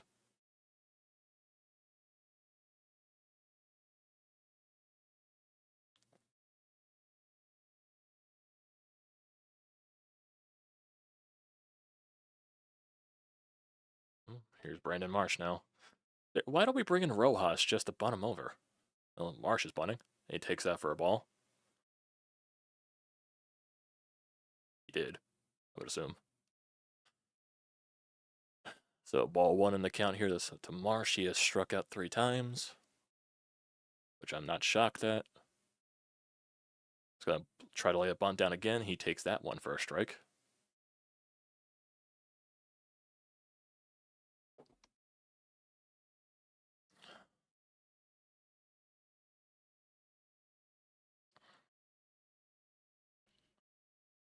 One.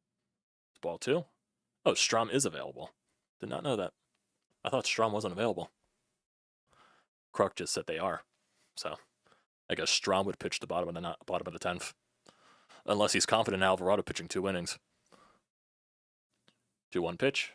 Throwing bunt again. He lays the bunt down, but it's foul. Come on, Marsh. Poche is Porsche is terrible. Poche. I would assume you have the experience, Ray, because he played for Tampa Bay. Come on. Got to get him to third. Marsh is not going to put... Nope. Mark, you gotta swing the bat there, man. You can't just go down looking. You're staring at a pitch right down the middle of the plate.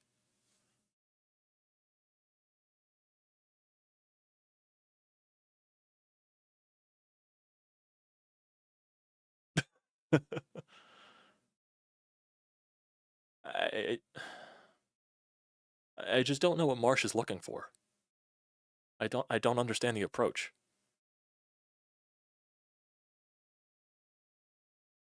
I just don't get it. You're just wasting a bat there. 1-0 pitch. And Turner pops up foul. Out of play. They're not going to score this inning. Like, that Marsh at bat ruins everything. You don't advance the runner. You stare at a pitch right down the fucking middle of the plate. I just don't understand the approach there. I'm not saying it's the right call to bring in Rojas, but at least against the righty, put down a bunt, maybe he can. Trey, yep, not scoring. Trey pops up to the pitcher. In on the hands. Terrible. Terrible. Terrible. It's terrible.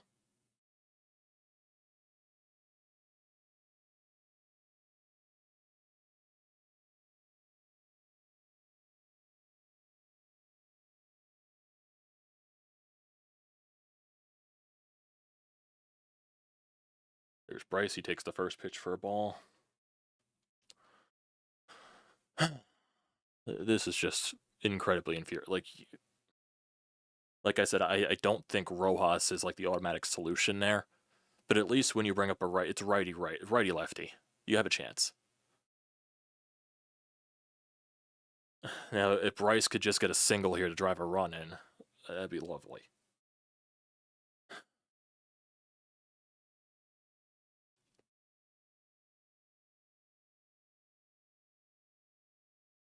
One. Takes that for ball 2. Stott went to third. Uncontested, so I guess they'll call it indifference.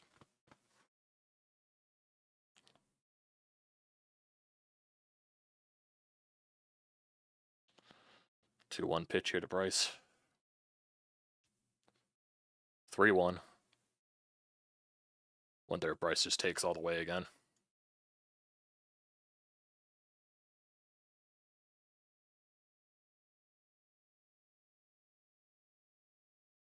Comes 3-1 pitch. Outside for ball 4. That'll bring up Bone with 2 runners on and 2 outs.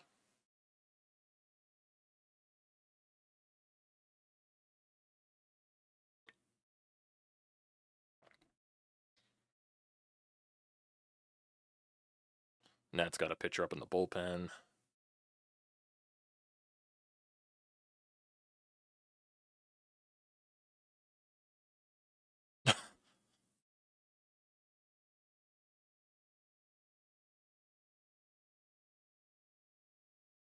Comes Bohm, first pitch to him.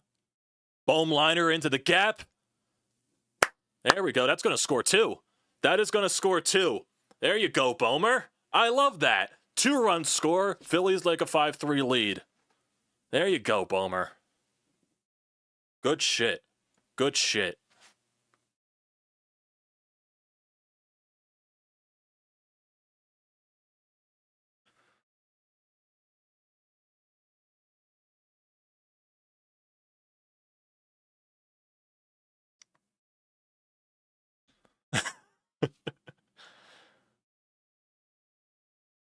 Did you specifically need a 2-run shot, or did you just need 2 more runs?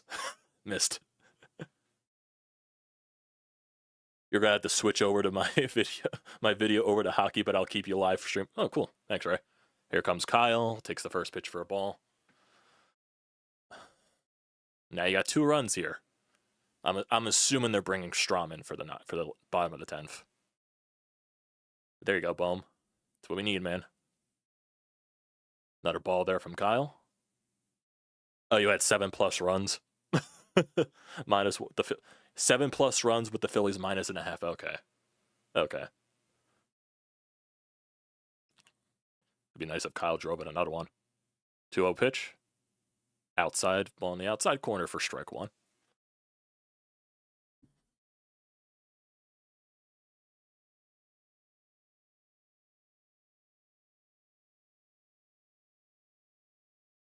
2-1 pitch. That is a ball. So JT's after Kyle.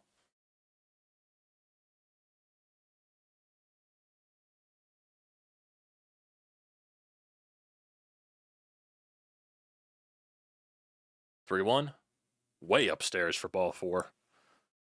I'm assuming the Nats will bring in the righty now for JT.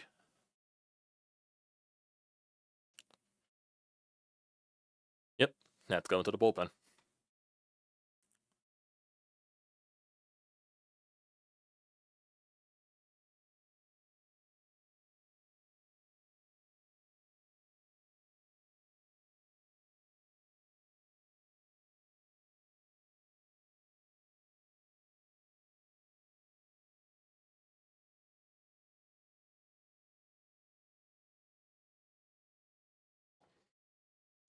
Parlay with 6 strikeouts from Wheeler and Bryce, 1.5 bags. Not to mention the home run, the homer bet on. How much money are you gonna win? Is this all parlayed together, or are they just separate bets? Because if this is all parlayed together, Jesus Christ, you probably cashed out a lot there.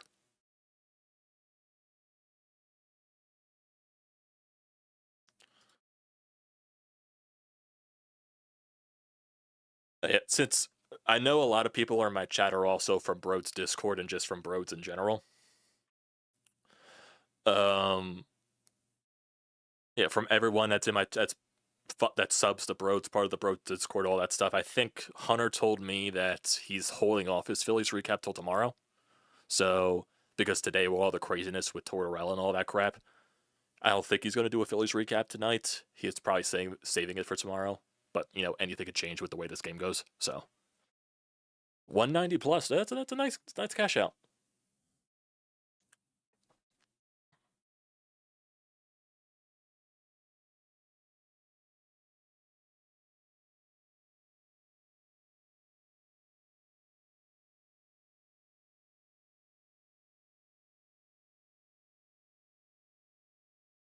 Oh, Flyers just started their game too. I might as well put that on the background.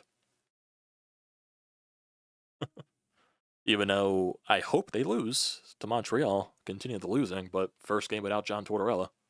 Might as well put that on in the background.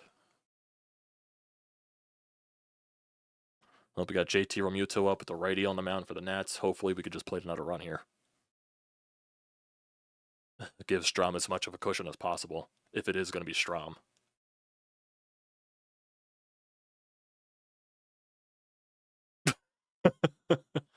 You're going to ride the high into losing all of it the next couple of games.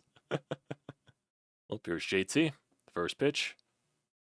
JT the other way. That's going to drop. That's going to be 2 runs.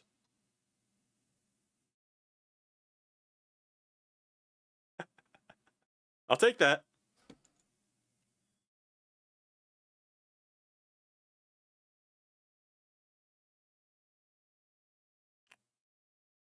Never mind. Brodes is recapping this tonight.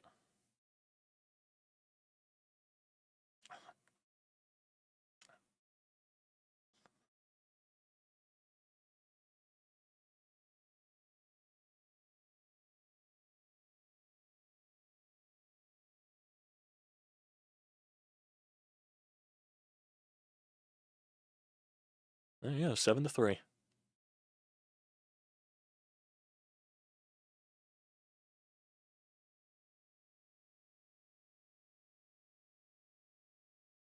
Here's Kepler now.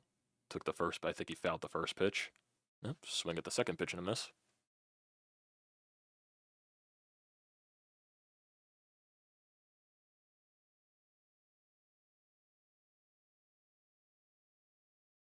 Here comes the 0-2 pitch here to Kepler. Takes it upstairs for ball 1.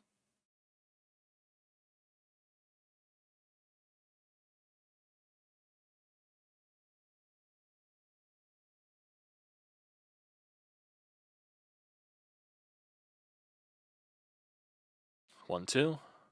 Ball 2.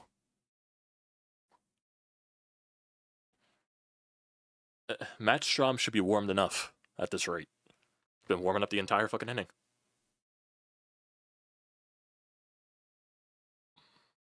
Here comes the 2-2. Kepler down the line. It's going to go foul. Damn, he crushed that one too.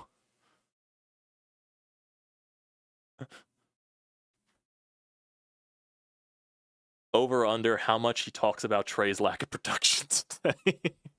He probably will talk about it a lot. He probably will talk about it a lot. But hey, if Kyle Schwarber's not batting in the cleanoff spot, he might have not have gotten a home run today. Comes at 2-2. Fouls it off again. He's been priming the opener for a week. Now, Hunter is going to recap today. He was talking to me earlier about like when to edit and all that stuff. I thought he meant, oh, we're going to do Flyers stuff today, save Phillies for tomorrow. I thought he meant the recap as well, but now he's recapping tonight. So, but he meant like save the editing for tomorrow. That's what he meant. Look, I edited a bunch today. I'm tired. Just got back from walking my dog and it's 7-3 now. Keep walking your dog, Tyler. Keep walking your dog. And the Flyers broadcast currently is talking to Danny. 2-2 again. That's ball 3.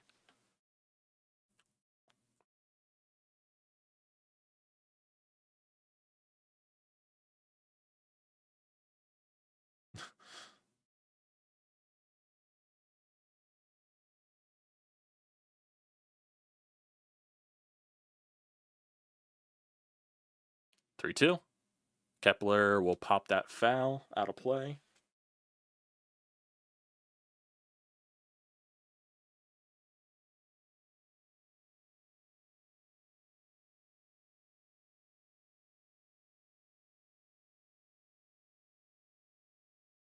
Here comes the 3-2 pitch. I'll get to that comment in a second. 3-2. Ball 4. Good at bat there from Kepler. I've liked Kepler's at bats today. Not going to lie. As a Leafs fan, I want a refund on Scott Lawton. No. No. You're the ones that wanted to overpay for him.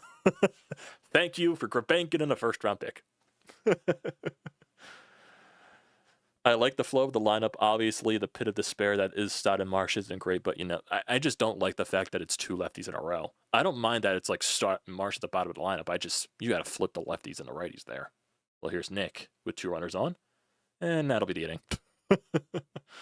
After the great long at bat by Kepler, Castellanos grounds out on the first pitch. But Phillies scored 4 runs. I will take that. Thanks to Bohm and also JT, but a little bit of help from the defense.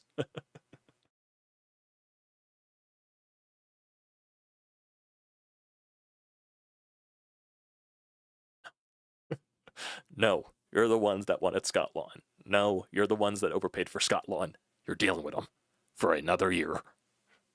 We had to deal with them treating Scott Lawton like Wayne Gretzky. Now it's your turn. Thank you for Gurbankin in the first. And I love Gurbankin.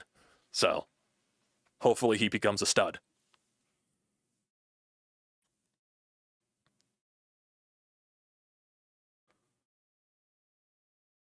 Yeah, I don't know how they worked that bottom part of the lineup up. That's why you got to get a real center fielder. A right-handed batting center fielder.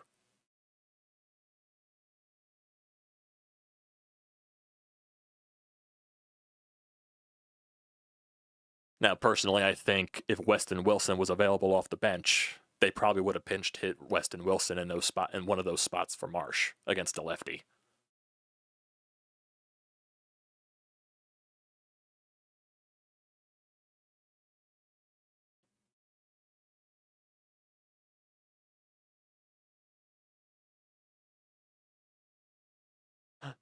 So what was it? You sent the first and Gurbankin to us.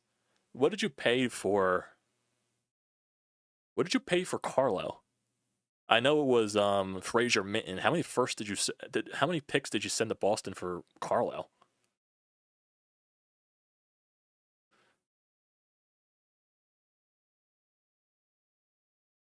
I wouldn't be shocked if Justin Crawford makes appearance at some point this year, Sean. I wouldn't be shocked. Oh, Matt Strom out to close the game here. You might as well just use your best arms because you got the day off tomorrow. Minton in him first, okay. For some reason, I thought you paid more picks for Minton. I mean, for Carlo. And we'll see. Hopefully you find success in the playoffs. Danny was lucky the Bolts and the Panthers moved to put Toronto. Oh, yeah. So is this, yeah, Dylan Cruz with the first swing and a miss at that first pitch.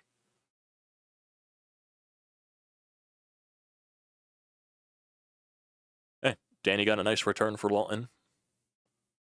I think Toronto wanted Lawton for a long time. It's just they were trying to kick tires on Rantanen. And Carolina wanted Marner, and they weren't going to trade Marner.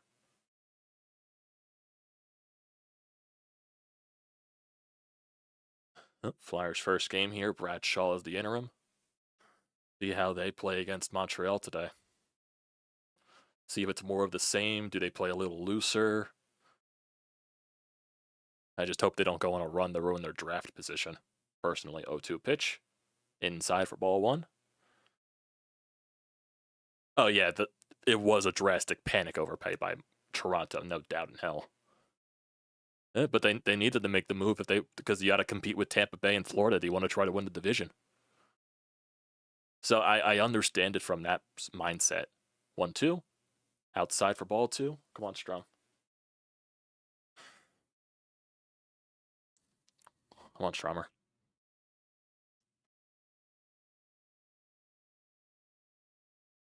Come on, Strom. Just finish this game off. 2-2 pitch here to Cruz. Ball three. Come on, Strom. Strom slipped on the mound there. Come on, just challenge these guys now. You're up by 4 runs. You don't have to pitch around them. You can challenge them.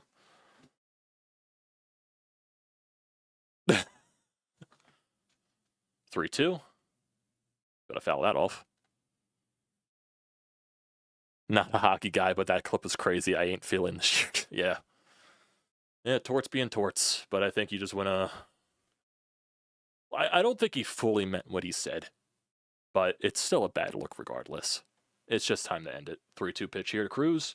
He's going to ground that to Trey Turner. That should be the first out of the inning. Yep, Bryce scoops it up. Good there by Bryce. Good scoop there by Bryce.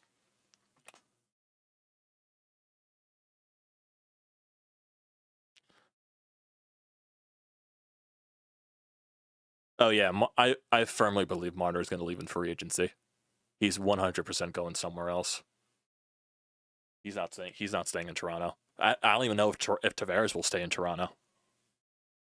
So like they're probably desperate to try to win it this year because it's not guaranteed some of their free agents are going to stay.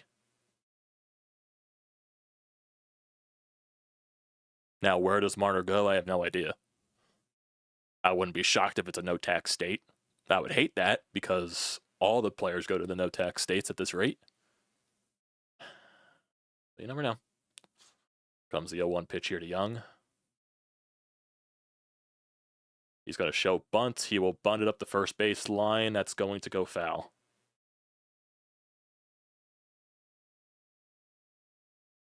Oh, yeah, Harp definitely doesn't get it. Oh, Flyers scored a goal. Is it Michkov? Yep, Michkov scored. Flyers score early into the game. Matvey Michkov. I wonder what he did.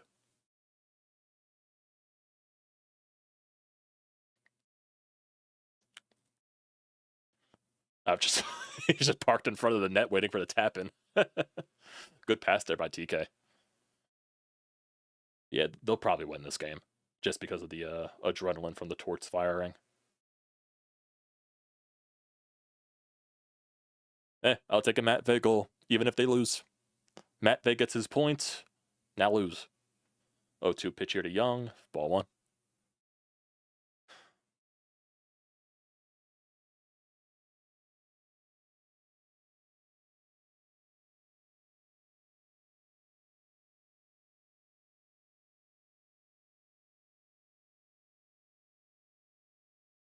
It's a foul ball.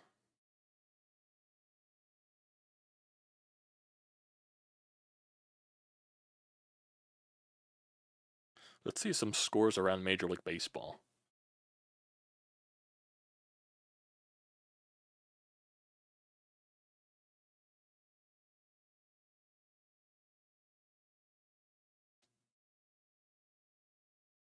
1-2 pitch. Ball 2. I hit the wrong fucking app for the no, I hit the right app for I was checking MLB scores. I don't know why I was going to try to check NHL scores. Scores around Major League Baseball for opening day. Padres are beating the Braves 7-4 in the ninth, but the Braves have 2 runners on the tying run at the plate. 2-2 pitch, another foul, and it's Ozuna up at the plate for the Braves. Marlins and the Pirates are tied in the ninth. Marlins have the winning run at third. No out. Cardinals are beating the Twins 4-2. Dodgers and the Tigers just started. Cubs and the Diamondbacks don't play until later on. 2-2 pitch here from Strom. Another foul pitch. Jesus fucking Christ, just strike out, you bum. Athletics against the Mariners. They don't play until 10. Yankees beat the Brewers 4-2. Orioles destroy Toronto 12-2. Red Sox beat Texas 5-2. Cleveland beat Kansas City 7-4 in the 10th. Mets lose to the Astros 3-1, and the Giants beat the Reds 6-4. Here comes the 2-2 again from Strom. Swing and a miss, strike 3. Also, the White Sox destroyed the Angels 8-1. Probably the best White Sox game of the year.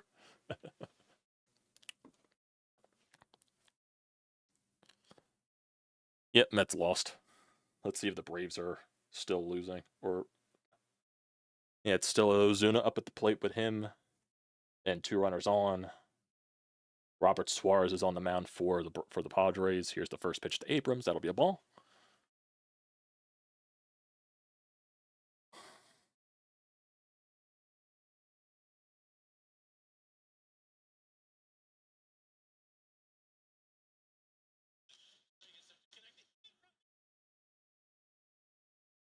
Next pitch here to Abrams. It's a 1-1 count now.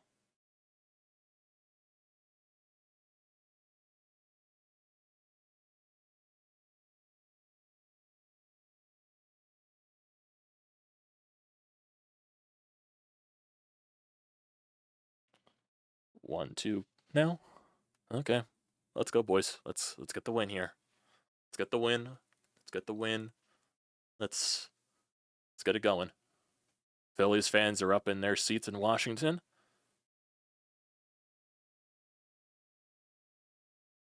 One, two pitch.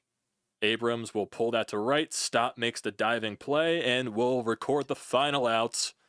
And the Phillies win opening day 7-3 in extras against the Washington Nationals. The Phillies may have struck out a bunch, but they win. Bryce Harper, Kyle Schwarber with home runs, Alec Boehm, JT huge in the extra innings. Alvarado was really good out of the bullpen. Orion Kerkering had a huge outing after, the defense doesn't help him, and then Matt Strum in the 10th does the job. Sadly, Jordan Romano didn't have the best debut. Got the dub. That's all that matters. Dub, that's all that matters, boys. Alec Boehm, player of the game, 2 for 5, 2-run double, and the run scored in the 9th. Yeah, good there for Boehm. Good there for Boehm.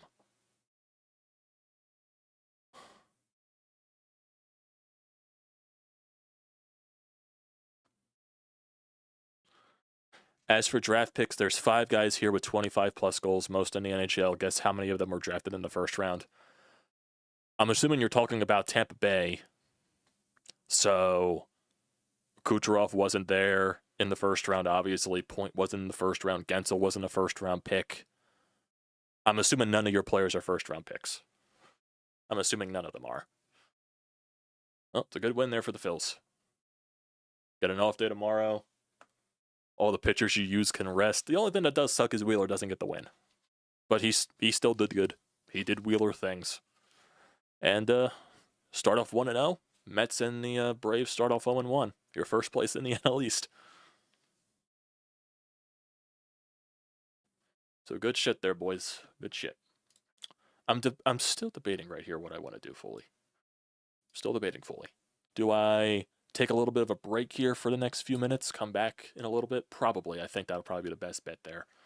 Yeah, I think that's what I'll do. So for now, who goes on? Jesus Luzardo pitches on Saturday. It'll be Jesus Luzardo on Saturday and Nola on Sunday.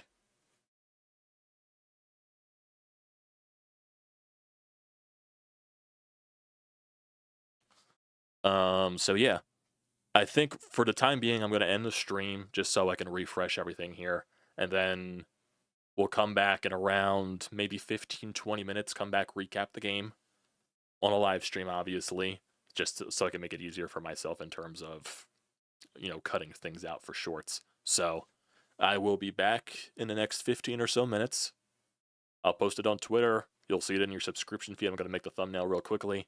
And yeah, so thanks, guys, for tuning in to the live stream here, for watching the game. And I will see you in the next few minutes to